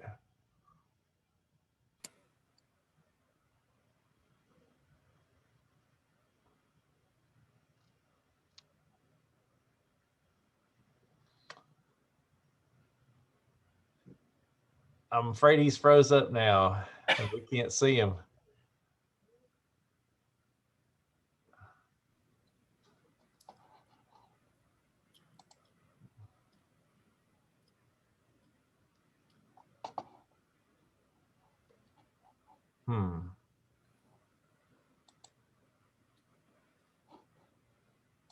Well, all right, and he just may have dropped off.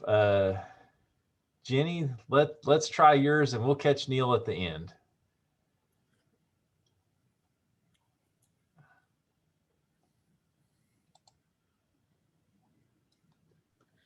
All right, are you getting cows or are you getting a New Farmer Academy page? New Farmer Academy. Perfect, that's what we want. So just real quickly, I just was wanting to jump back in real quick and invite you guys again one more time to New Farmer Academy if you'd like to come. Starting in April on the 15th and 16th, we're going to be out at Clinch River Farms in Rocky Top, which is just outside of Anderson County, kind of right there on the border.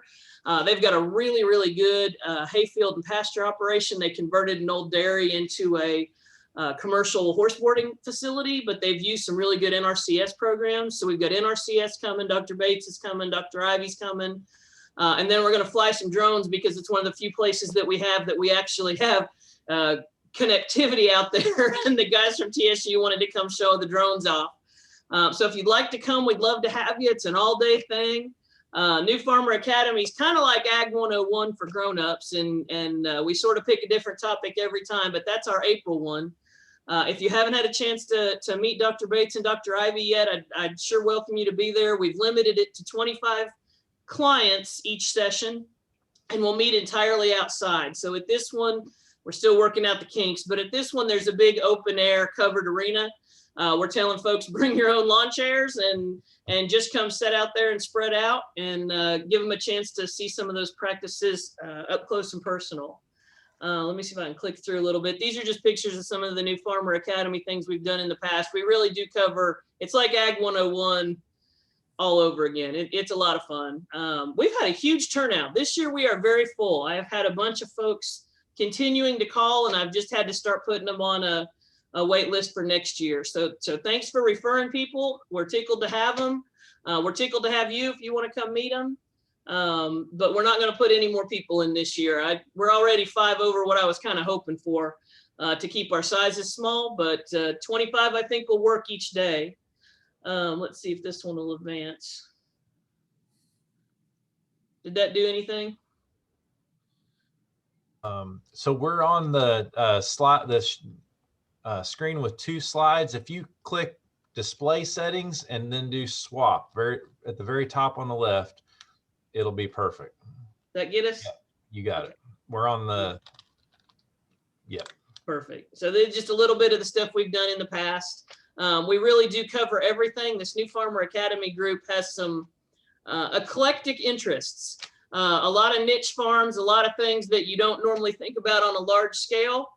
So we try to touch on them, and we pop some bubbles about what the actual economic return on investment is going to be for that. But we feel like letting them know where to get started on that is a good thing as well. And then talk about the different programs that are available out there. Truly covers everything from vegetables and truck gardening to the research that we're doing out here in Joyner. Just real quickly, no, you're welcome. The other thing that I wanted to invite you guys to, if you would like to, is we have a really strong relationship with our Emory River watershed. And we have a really bad hemlock woolly adelgid issue up here on this side of the state. So we have some programs where the guys go out along the easements and treat hemlocks and other things. And so our contribution to that program this year has been, why don't we try and do some worker protection standards and some actual certifications for the guys that are volunteering to help the watershed. It's kind of a gray area because they're not getting any money. But we wanted to kind of promote the safety, and the watershed kind of wanted to cover themselves. So we're going to provide an opportunity. I had a bazillion tailgate private applicator certifications this year. So we had a little extra money set aside, and we're going to bring Daryl up here to the Cumberland Forest, and we're going to do a combination with us, the Hemlock Woolly Adelgid Strike Force team, excuse me, National Park Service and the state parks, as well as the watershed folks who are going to be the volunteers to do the treatment during the Potters Falls cleanup. And we're going to go ahead and get them Category 2 certified. So what that means for us is if you want to come hang out and get some points, they're going to give me 5 points for Category 10. And you get to hang out in the Cumberland Forest up here with Martin Schuber, who's pretty amazing. You're more than welcome. Just let me know you're coming. We didn't intentionally put a location within the forest where we're going to be meeting because we want people to tell us they're coming so we can get them on the list because of the COVID regulations. Otherwise, folks just kind of show up and it's a surprise. Morgan County is pretty bad about not RSVPing. So we figure if we don't tell them exactly where we're going to be, we can get them on the list. Please know you're welcome. He also offered he's going to do the Category 2 test for the guys who want to get certified that day. That keeps them from having to go to Nashville or one of the big testing centers. He'll do those in person here on site. And he said, if you have not yet gotten your Category 10 test and you want to take it that day rather than having to go to Knoxville, he said, just let him know or let me know and I'll put you on the list and he can bring those tests with you and test you that day also. So we just wanted to throw the invitation out there. That'll be May 7th. It's a Friday. You know, a good day in the Cumberland, a bad day in the Cumberland Forest is still better than a good day about anywhere else. So it's a good trip. If you'd like to come, we'd love to have you. 2 other dates, if you just want to throw them on your radar, these are kind of a little further out. May 1st is the Tennessee Farmer Veteran Coalition 1-year anniversary. They're looking at having their the meeting with the participants who are involved. They're still growing. Looking like they're going to do that out in the Clarksville area. That's where it kind of got started, but there will be a virtual option. So if you have any of your veterans that are asking about that program, you're welcome to refer them up here or just let them know and I can get you the contact information for the president. We're not running the meetings. We're just kind of helping a little bit. The other date that you might want to keep on the radar is November 18th. The Farmer Veteran Coalition is going to host its national meeting in Knoxville. And so they'll be running around that week. I'm probably asking you a lot of questions. So I just wanted to make sure you had that date on the calendar. Those are the only new things that I've got come up. They haven't given me a bunch of details yet, but just wanted to let you know they were there. And that's about all I've got. Thank you, Ty. Sounds good, Jenny. And just there could be some farm tours associated with that Farmer Veteran Coalition meeting. So Jenny or Eileen may be checking in with a few of you to get ideas and line some of that up. So don't be surprised if you hear about that if you're not too far from Knoxville. All right. So Neil said texted me and said he was probably just about finished, so he might let that go for now. But if you have questions for Neil, throw those in the chat, and we'll get some interaction going. And so our next presenter is Noah Washburn, Ray County. Looks like Noah's ready to go here.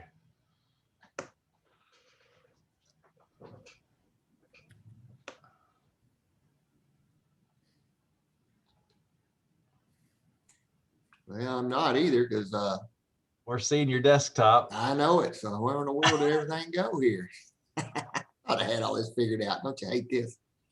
All right, I've got a blue screen. What in the world? He doesn't have Thomas there to help him. That's his I problem. know it. I miss him. I'm gonna tell you. Let's see. Let me start all over here. Bring it over here and do this.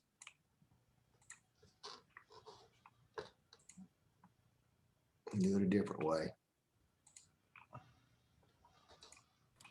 Well, nope. All right, anybody got any ideas? This ain't just giving me a blue screen. It's gone somewhere.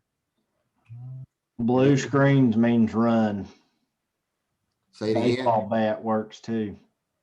Well, don't give me that option. Let's see. Why don't you call Neil Denton? He can help you with that. Yeah. Do you have two screens right now, Noah?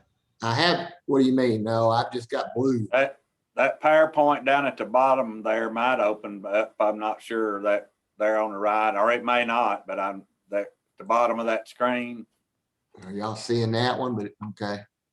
I don't know if that'll open up. That's just a thought. That's blind leading the blind there. But Yeah, I hear you, man. Now, I'm with you you. just click display settings and swap the.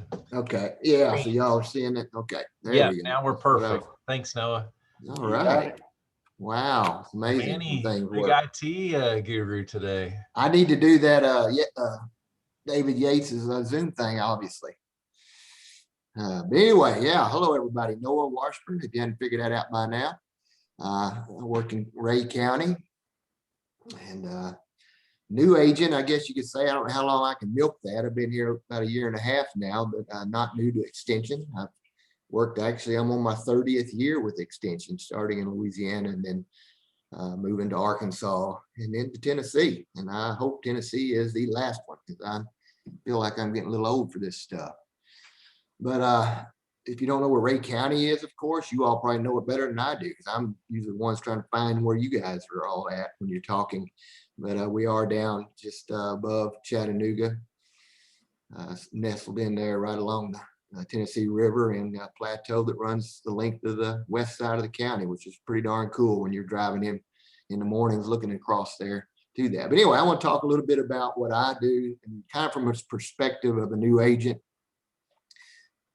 again, in Tennessee and Ray County, and how I kind of handle things and how I get myself out in front of these people to make things work. I can figure out my buttons again now. Everything moved on me. I'm going to do a little education. Just we all should know this. I hope everybody does. That the father of extension, Dr. Seaman Knapp, had a famous quote: "What a man hears, he may doubt. What a man sees, he may possibly doubt. But what he does himself, he cannot doubt." And that's that hands-on approach that Dr. Knapp started at the turn of the century, or the 1900s. That started and paved the way for the Cooperative Extension Service and 4-H, actually. You know, he's one reason that we send stuff home with kids, because back in those days, you had to ride a horse to the field days. Well, nobody was coming because they were working.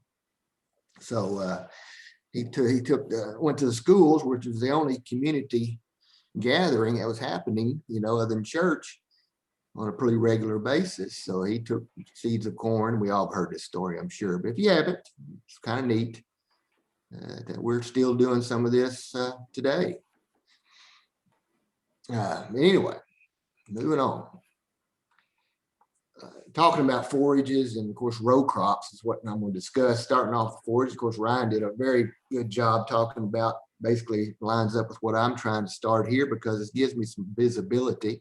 Of course, we all do farm visits And I kind of push really hard when people are calling in that I come visit them, because I want to get on their place and see what they got, see what's going on. And I'm learning just as much as they are, probably more so. I started doing it coming from Arkansas and even from Louisiana, but Arkansas required county agents to do a minimum of 5 on-farm demonstrations. For a row crop guy, that was easy because they were doing all the similar stuff that I'm going to talk about here in a minute with the variety trials and all that. But us pasture beef guys, that was a little more difficult. So we relied on weed demonstrations and the fertilization plots, and even, other things that related from the home grounds, turf plots and things. So that's kind of my background. And I really enjoy that, even though I feel like I don't know much, but the weed demonstration plots is what I'm trying to do and am doing in Ray County. Followed by started doing some free hay sampling. In the past, there's not been a lot of hay samples, which has kind of worried me a little bit, just because that's kind of something that's a no-brainer to me.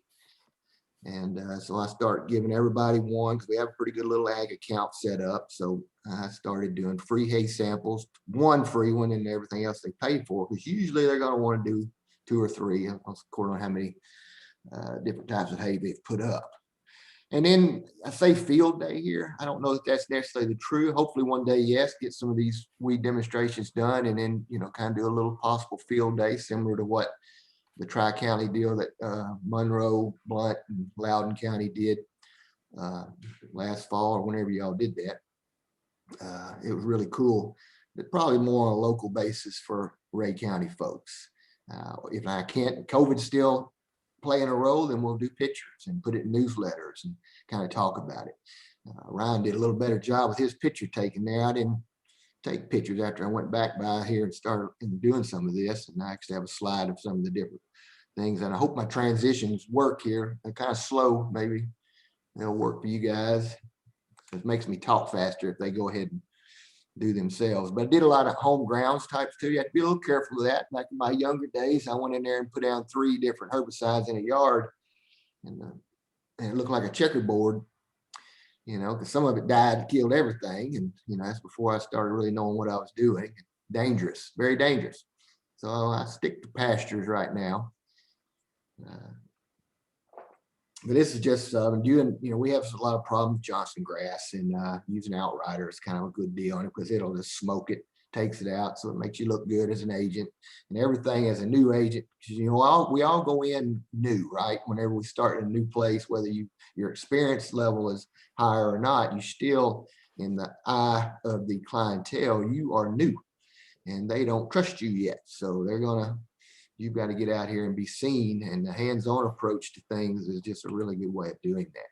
Switching gears a little bit, we've kind of wore this dead horse out on the variety trials, but coming into this and then working with David Bilderback and Jonathan, and several of the agents surrounding me, to get in on this, because we did have quite a few row crops in Ray County. When I first came there, I didn't realize that we did. Our sheriff alone plants 2,200 acres of corns and soybeans. So, getting in with him, and we're going to actually have a soybean variety trial with him this year, which was a big undertaking. It's a whole nother story. I guess if I clicked this, I couldn't, I started seeing. And this is a little share of what all we did last summer, working together across the different counties. It's kind of neat to get with your coworkers, and like I said, and even some of our coworkers in the county, makes them get out of the office a little bit, as John recommended earlier.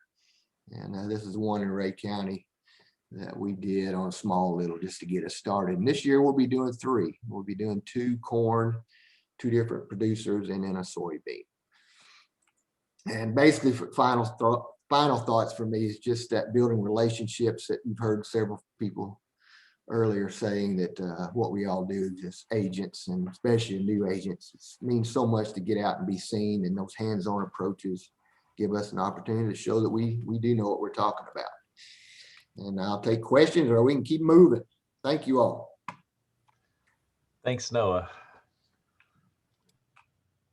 Any questions, comments, as Steve Edwards is getting ready to share his presentation? Yeah, trying to get unmuted here. All right. I'm hearing you. Let me find my old man glasses here so I can see what I'm doing. Not as old as John Goddard, but I'm not too far behind. And Noah, it's neat to see new folks getting in on those row crop trials. That's awesome. So if somebody else is interested in doing that, I'm sure we can make it happen. Oh yeah, and actually, just to go along with that real quick, while he's setting up, I kind of got roped into that. I kind of, I got a few folks out there that kind of grabbed me by the neck and say, "This is what you need to do." And I won't mention any names, but Dave and John kind of said, "You need to do this." What do you see in there, Ty? We're seeing exactly what you want us to see. Fall forage improvements. You're ready to go. Well, that went better than I thought it would. Okay. All right. Well, I'm Steve Edwards. I'm in Campbell County. And got split responsibilities between 4-H and adult ag. And for those of you that have 4-H responsibilities, that don't leave a whole lot of time for any kind of proactive ag programming. But we've done quite a bit of the master beef stuff up here, and had quite a few guys certified this year. And actually about 80% of those were new guys that had never been through the program. So it's looking pretty good on that front. But this year, I wanted to bear down a little bit on more of the forages side of this thing. I'm a livestock guy. That's my comfort zone anyway. But as I drive around the county, I see way too many pastures and hay fields that are going to fit in that poor to very poor category on the crop weather reports that we do. So, and a lot of that stuff's not really weather related. It's mismanagement, neglect, overgrazing, that sort of stuff. So, some of that stuff that we can change, we can't control the weather at all, but we can change some of our management so we can have better yield and quality on our forages. So this COVID deal has really given me an opportunity to get around and do a lot more farm visits than I ordinarily would do. So I took advantage of that and went around and saw some of these guys this year and took them a weed control manual and a seeding guide, which are two of the best publications we have, I think. And I also took soil sample forms and boxes with me, and with the intent of helping these guys improve their forages. And I didn't tell them that when I went out. I just kind of went to visit and steered the conversation that way when I got there, But this particular slide is on my place. That's a hay field we did a complete renovation on back in the fall, and I thought, man, here's a good teaching moment right here. So tried to do a video. I'm terrible at videos, but I thought this was too good to pass up. But this particular hayfield was probably somewhere in the neighborhood of 60% weeds, and I thought, well, it's time to do something different. We lost a lot of the forage, and the quality wasn't very good. The first cutting was basically wild mustard and curly dock, which don't make very good hay. And second cutting was about 90% Johnson grass. So we went in and did a complete renovation on this thing and decided that we needed to use it as a teaching moment, and made a video that I'm going to release this summer, and hopefully in time for folks to see it and do something in the fall or this coming fall. So anyway, this pasture that you see here, or hayfield that you see here, is orchard grass. I used the Persist orchard grass that was developed out at UT about 20 years ago, and Marshall ryegrass. And actually, go to this next. There's an old fat guy out in the field talking about explaining what we had done. This is just up the hill from that previous picture. This is straight Persist orchard grass right here. We didn't put any ryegrass in that. So what I try to do in this video that I did is explain the difference in species and species selection and how that affects what you end up with. Down the hill where I put the ryegrass, that ryegrass came up in about a week and choked, and of course it's really fast growing. It choked a lot of the weeds out. Now up the hill in this picture, where it's just straight orchard grass, that orchard grass laid out there for nearly 3 weeks before it ever germinated and sprouted. So we've got more weed pressure in this versus down the hill. So I try to explain what you know, how you can choke out some weeds by using a different species in the mix. Also try to explain restoration versus renovation. You know, a lot of folks don't understand that a restoration practice is anything that you can do to a pasture or a hay field to improve quality and yields.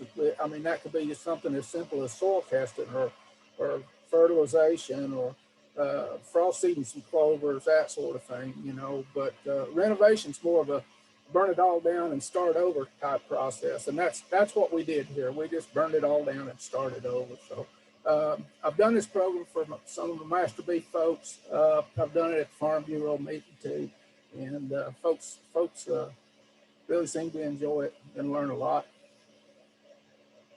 Let's move on here. This is something I do, of course, you know, being a livestock guy, I can't leave that out. I've done quite a bit of small ruminant work this past year. I do a talk for some of the master small ruminant programs around the region. I do reproductive management. I've done this for the vet students at LMU. I've developed a pretty good working relationship with the vet school at LMU now that my son's at school up there, and they put me on their list as one of their demonstration farms. So I get to talk to the vet students quite a bit and do some stuff for them. And this is actually a program that Dr. Fred Hopkins put together several years ago. And but it was basically a goat program. At that time, you know, it was a master meat goat program, but I basically have changed this and revised it to where it covers the sheep end of the deal too. All right, here's some of the LMU vet students that come over. I do this for them 4 times a year. It's basically like Dr. John Smalling's old 2810 class, but you know, I teach some management and handling and that sort of thing. You know, these kids are from all over the country. I mean, a lot of them are big city kids. You know, there's one there from Boston. I think there's one from Long Island. A lot of them don't really know which end of a sheep the feed goes in, you know. So what I try to teach them is how to handle sheep. We just do basic management practices like trimming feet and castration and tail docking and that sort of thing. And they bring their ultrasound machine and the professor there, he teaches them how to use that sort of thing. But we do that for them 4 times a year.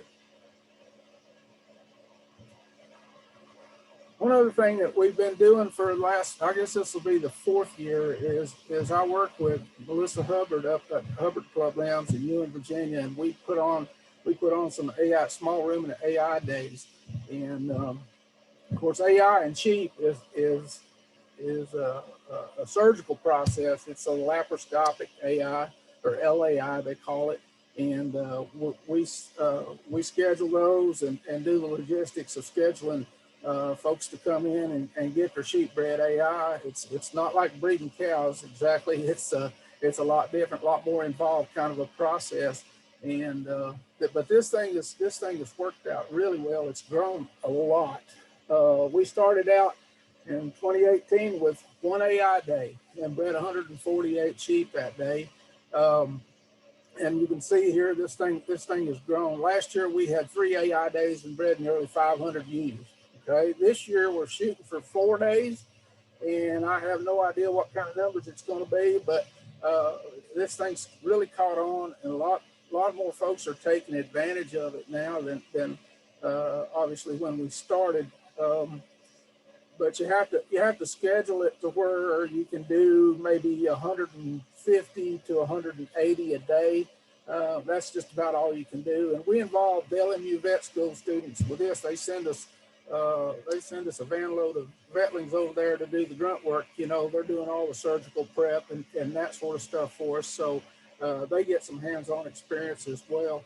And I guess my next step with this is maybe try to survey these guys and see what kind of how this is affecting their bottom line, because I know a lot of these lambs are bringing a lot of money, But I think the real value in it, maybe it'd be hard to measure, but I think the real value in it is in the replacement females that these guys are able to keep back. And I don't know exactly how you measure that, but I think that's where the gravy's at is on the females that they can keep. But I think from my own experience, I've done this 5 or 6 years, and I think what they're going to realize is as they do AI year after year, that they're going to see a real change in their flocks and the quality of the sheep that they're producing. And I've just kind of noticed that in mine. You'll get some change on this first year and more on the second year, but it's cumulative. I think if after you do it 3 or 4 years, that's where you really see a big difference in what kind of animals you're producing. So anyway, yeah, this year we're gonna shoot for 4 days. So maybe end up breeding 600 sheep before it's over. We've opened this thing up to goat producers, but so far we've not had a lot of participation from goat guys. But these sheep guys are catching on. They're coming. They're really taking advantage of this thing. So anyway, I'm glad we can help them out. But I guess that's pretty much all I got, Todd. Sounds good, Steve. Thank you for sharing some pretty neat stuff. That's a lot of AI to do right there. Makes for a long day. Yeah. All right. If you want to unshare yours, we'll get Tom Risen ready to roll here. Hey, Steve. Yes, sir. Where are you coming up with the semen for these? Is that a catalog that they can order it from, or they bring their own? Or folks have to decide what bucks they're going to use, and whether it's going to be frozen semen or fresh chilled. They fresh chilled semen just like they use in pigs, and get it shipped in overnight. And the folks that are doing frozen will have a different schedule than the folks that are doing fresh. I've had pretty good luck with both. I like to use fresh. I don't know that it's a whole lot better than frozen. The key to this whole deal is getting a vet that knows what they're doing. There's, to my knowledge, not a vet in Tennessee that does this. We get Dr. Rachel Weiss to come down out of Pennsylvania and do it. She's really, really good at what she does, and we can get, ordinarily I'll get 70-75% conception rates. First year I did this, I used a guy that I thought he knew what he was doing, but as it ended up, he didn't. I got 4 out of 15. So I think the key is getting somebody knows what they're doing.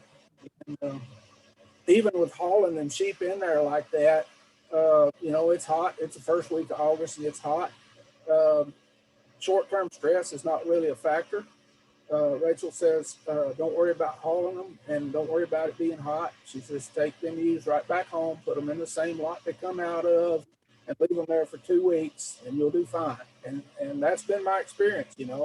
I've hauled sheep 5.5 hours to Southern Ohio to get this done in July and hot, and got stuck in traffic on the interstate and still got good conception rates. So I think she's on to something there. It's the short-term stress is not really a factor. So. Sounds good. All right. Well, thanks, Steve. Any other questions? Feel free to throw those in the chat. And Tom Risen, I think we're ready for you here. Looks like you're ready too. Okay. I'll try to breeze through this pretty quick because I know we're getting close on time, but we do up here, the standard master classes have large participation with those. But in addition, with some other agents in Southwest Virginia and Southeast Kentucky, we do Cumberland Gap Cattle Conference, which is a 1-day event, as well as I work with my counterpart specifically in Lee County, Virginia, for a 1-day small ruminant conference. Both of these events are tied with LMU's College of Vet Med. As Steve said, we're lucky to have the relationship with those folks. And currently, they've gotten me involved in helping write a higher education grant that is going to deal with specifically with small ruminant parasites. And included in that grant is going to be intern positions for 2 UT students and 2 TSU students.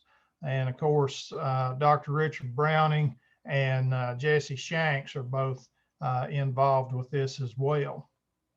So the bulk of my time is spent on livestock and forage, but I want to transition and run through a few slides real quick because I've had the idea, and the coronavirus has just strengthened it. A lot more folks are interested in what you might call food security. I'm getting a lot more questions, as I'm sure you all are, on both from producers about selling meat on the retail level, as well as non-traditional folks looking at producing meat for themselves. So let me see if I can advance this thing. Here we go, maybe. All right, so I have done bits and pieces of this. This is a specific presentation on chickens for the freezer.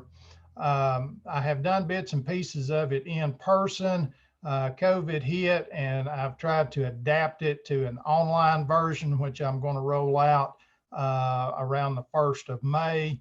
But, and I've cut a bunch of these out. You can add to, you can take away.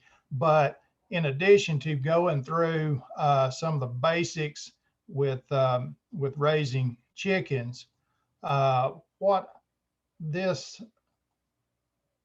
has been set up for is to actually go through the slaughter and processing end of things from an electronic version, rather than having folks standing there and doing a live demonstration for them. And I'm sure you all get some of these folks asking questions. They've moved in, they've watched a few YouTube videos, and they're experts, but then it doesn't work. So this kind of goes through the basics of what you need, and it does get a little gory, but then it goes through specifically the actual step-by-step processing of a carcass. And I get a number of questions related to this kind of stuff, both from producing the birds as well as, you know, what do I do with it when I get it to size. And I was lucky enough to stumble on a presentation online and pirated some pictures that I think, if you have any hands-on experience processing birds, you can go through this and you can talk it the entire process just through this set of slides.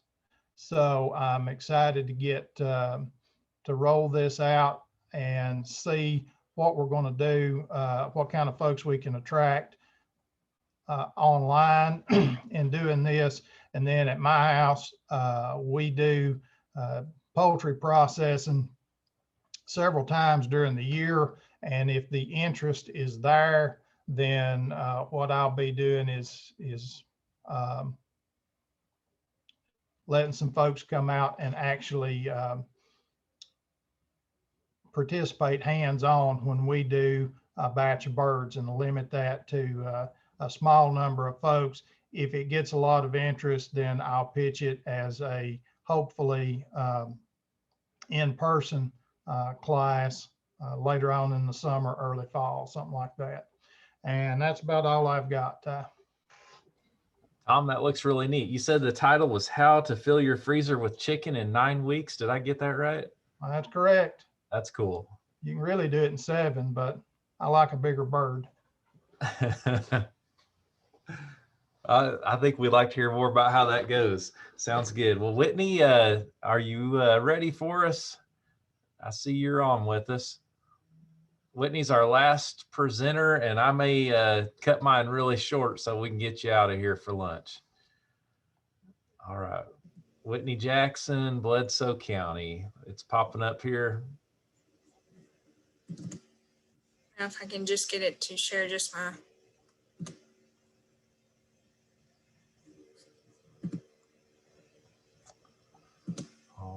Okay, so I'm Whitney Jackson from Bledsoe County, and today I'll go quickly over a program that we do in our county. It's the fruit and vegetable meeting. If any of you know anything about Bledsoe County, we have several commercial fruit and vegetable growers that grow in our county. So they're always looking for, you know, the up and coming stuff and education on it. This, I guess, is just the postcard we send out, a flyer, and then kind of the agenda. We usually have it in February. This year we didn't host it. We were able to have it in 2020.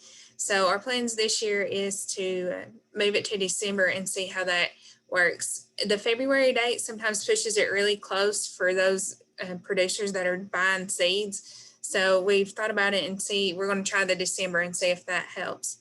Kind of how the day goes is the very first thing we do is we have an open trade show. At the trade show, we have different sponsors, seed reps come in and set up a booth. The clients walk around, they talk to them, see what their products are, ask them about what's coming up. And of course, they get freebies and good stuff like that. So they like that too. And a lot of them will bring their seed catalogs and they can take those home and look through those. Then we have a meal. We use the sponsors that they do have a cost associated with it. And then they sponsor the meal. That also gets a lot of our producers there. You know, free meals are always good. After the meal, we give the sponsors a few minutes to speak in case one of the clients wasn't able, you know, to make it to that booth. They tell what they sell, kind of what their product is. And a lot of them have, you know, like a specialty crop or a specialty plant. And they, you know, talk about that. Then after that, we have our educational meeting, and I'll move to the next slide. We've had several different things that we present at the meeting. Right now, we've really focused on the new producers, safety guidelines, you know, the water quality, and the new stuff that's coming up. A lot of our farmers are older and they don't have the smartphones, you know, they're still using their flip phones. So this new producer safety guidelines that are coming out, it's really new to them, even though we've been telling them for years, hey, this is coming down the line. And they still have questions. The good thing about it is when they come to the meeting, a lot of them have like a specific question for their farm because it's very dependent on your specific farm. So at this meeting, we give them time to ask those specific questions. And if they don't want to ask in the meeting, they do at least have the contacts to go home and give a call, you know, to get that question answered. Another thing, again, with the commercial farmers, we noticed that, you know, the application B with the TAEP, it's a great thing, but we weren't having a lot of them fill it out. And I guess 3 years ago, we had one of the TAEP representatives come in and talk to them about it. After they talked to them, told them, you know, it's not as bad as it looks. We know there's a lot to it, but if you break it down, we'll help you. We did see several more people apply for those applications in which that, you know, helps them with the stuff that they're working on. And a lot of them already had plans for expanding, and this was kind of an extra source for them to use. So it worked out really well. Another good thing, we work with the extension specialist, and we bring in specific diseases that are in our area and the insect management. And the producers really like that because it's not something that's going on, you know, 3 hours down the road. It's something that's happening here. And they've came out, researched, the students have researched it, and they actually have data for farms that are within, you know, a 20 or 30 mile radius. So they really like that part of it. And then last year, we also brought in the water filtration system. Again, that's a big push in this new producer safety guidelines. And I really think that was eye-opening for them. They didn't realize that it was going to be, I guess, as intense as it was. But again, it's always good to educate them instead of waiting to the last minute and then being like, oh, we didn't realize exactly what all that meant. So we really do focus on the education part of that.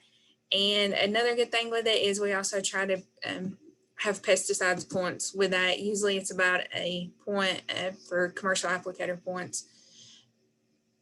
And the meeting kind of serves two purposes. It brings the education to them, of course, but it also lets those producers get more familiar with us, extension personnel and the specialists. So when they do have a question, they don't care to give us a call and ask. And then it's also led to some of the other field days that we have had. So we really enjoy doing it, and hopefully in December, we'll be able to host that meeting again. And that's all I have. Thanks, Whitney. Any questions for Whitney? Comments?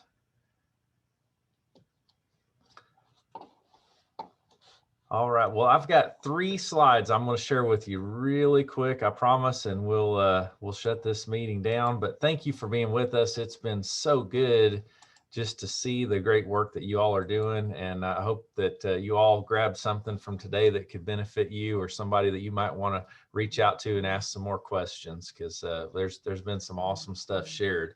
So hopefully you can share my screen, since we are talking forages a little bit today. I just want to make sure everybody knows about the Blunt Monroe Loudon Hay and Pasture Weed Tour. If any of those guys want to say anything about it, they're welcome to. But I will tell you, Dr. Rhodes is about to retire at the end of June, and he's wanting to go out with a bang here with this last year's program, working with these counties. And all extension agents that want to attend will get their travel covered to participate in the meeting. It's May 26th. I don't think we've sent anything out on email yet about this. You guys correct me if I'm wrong, but I think John Wilson was telling me it'll be coming out real soon, and we'll also put it in for in-service credit. But it's for producers, but agents are welcome and encouraged to come. Dr. Rhodes said that he will keep his same phone number on his cell phone. So if you need something after he retires, he wants to help you. So I know this group probably is the most familiar with him. So if you need anything, maybe not every week, give him a call, but on occasion, I'm sure he'll be glad to help you. That's what he told me. Also, the TAAA&S state meeting is going to happen in person, April 21 to 23 in Memphis. That information just came out. You can pay online through PayPal or send a check. You can use a procurement card or your personal credit card. Don't be surprised when you see an extra $3.20 fee to use PayPal to pay that. But Mark Spangler tells me that you can get reimbursed for that extra $3. So if it's easier to pay online and you prefer that, that's just fine. You may need to attach some extra documentation if you pay that way, just so that they can see that this isn't just giving somebody money, it's actually paying for the conference. But the email about how to pay with the instructions should be adequate. And that Sheraton Memphis, I think it's about a mile north of Beale Street. So you're right there pretty close to all the action in Memphis. And the last thing I'll share with you is we've got these Tell Your Story in-services coming up. And these are put together by the Extension Visibility Committee. So it's put together by agents for agents. And if you're wanting to bulk up your video production skills, whether it's learning how to use some of that equipment, we've got a lot of new equipment out in the counties through the 4-H Cares program. And we've encouraged those 4-H agents to realize that this is a brand new resource for our counties to share across all of our program areas. So you all have access to that. And so they're going to talk about how to use your equipment and getting to know it, and then also capturing stories on there. And just how to have the most impact when you're putting those videos together, maybe conducting some interviews and other things. So you've got 2 dates to choose from for each session: at the end of April for Know Your Equipment, and then mid-May there on May 11 and 12 for Capturing Your Story. So you just pick one of each to sign up for if you'd like to do that.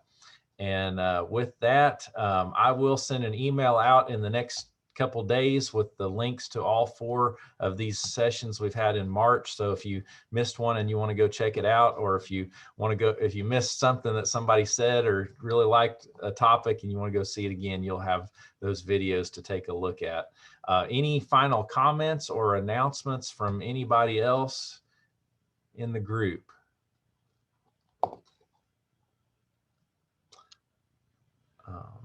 And I see Larry Mitchell's on here. I think we've got the Southeast Tennessee Beef Summit set for June 4th. In case y'all don't have that date, I wanted to make sure you knew that. I'll share that PowerPoint slide set, the whole thing again, just so you'll have it in the email. Again, anything else anybody wants to share? Everybody's ready for lunch. All right, thanks for hanging in with us. It's been great to hear about all your awesome programs. So keep up the good work, and I'll hang on for a second if anybody needs anything. But thank you for sharing, and thank you for the great work you do. Thanks, Ty. Thank you, Ty. Thank you all.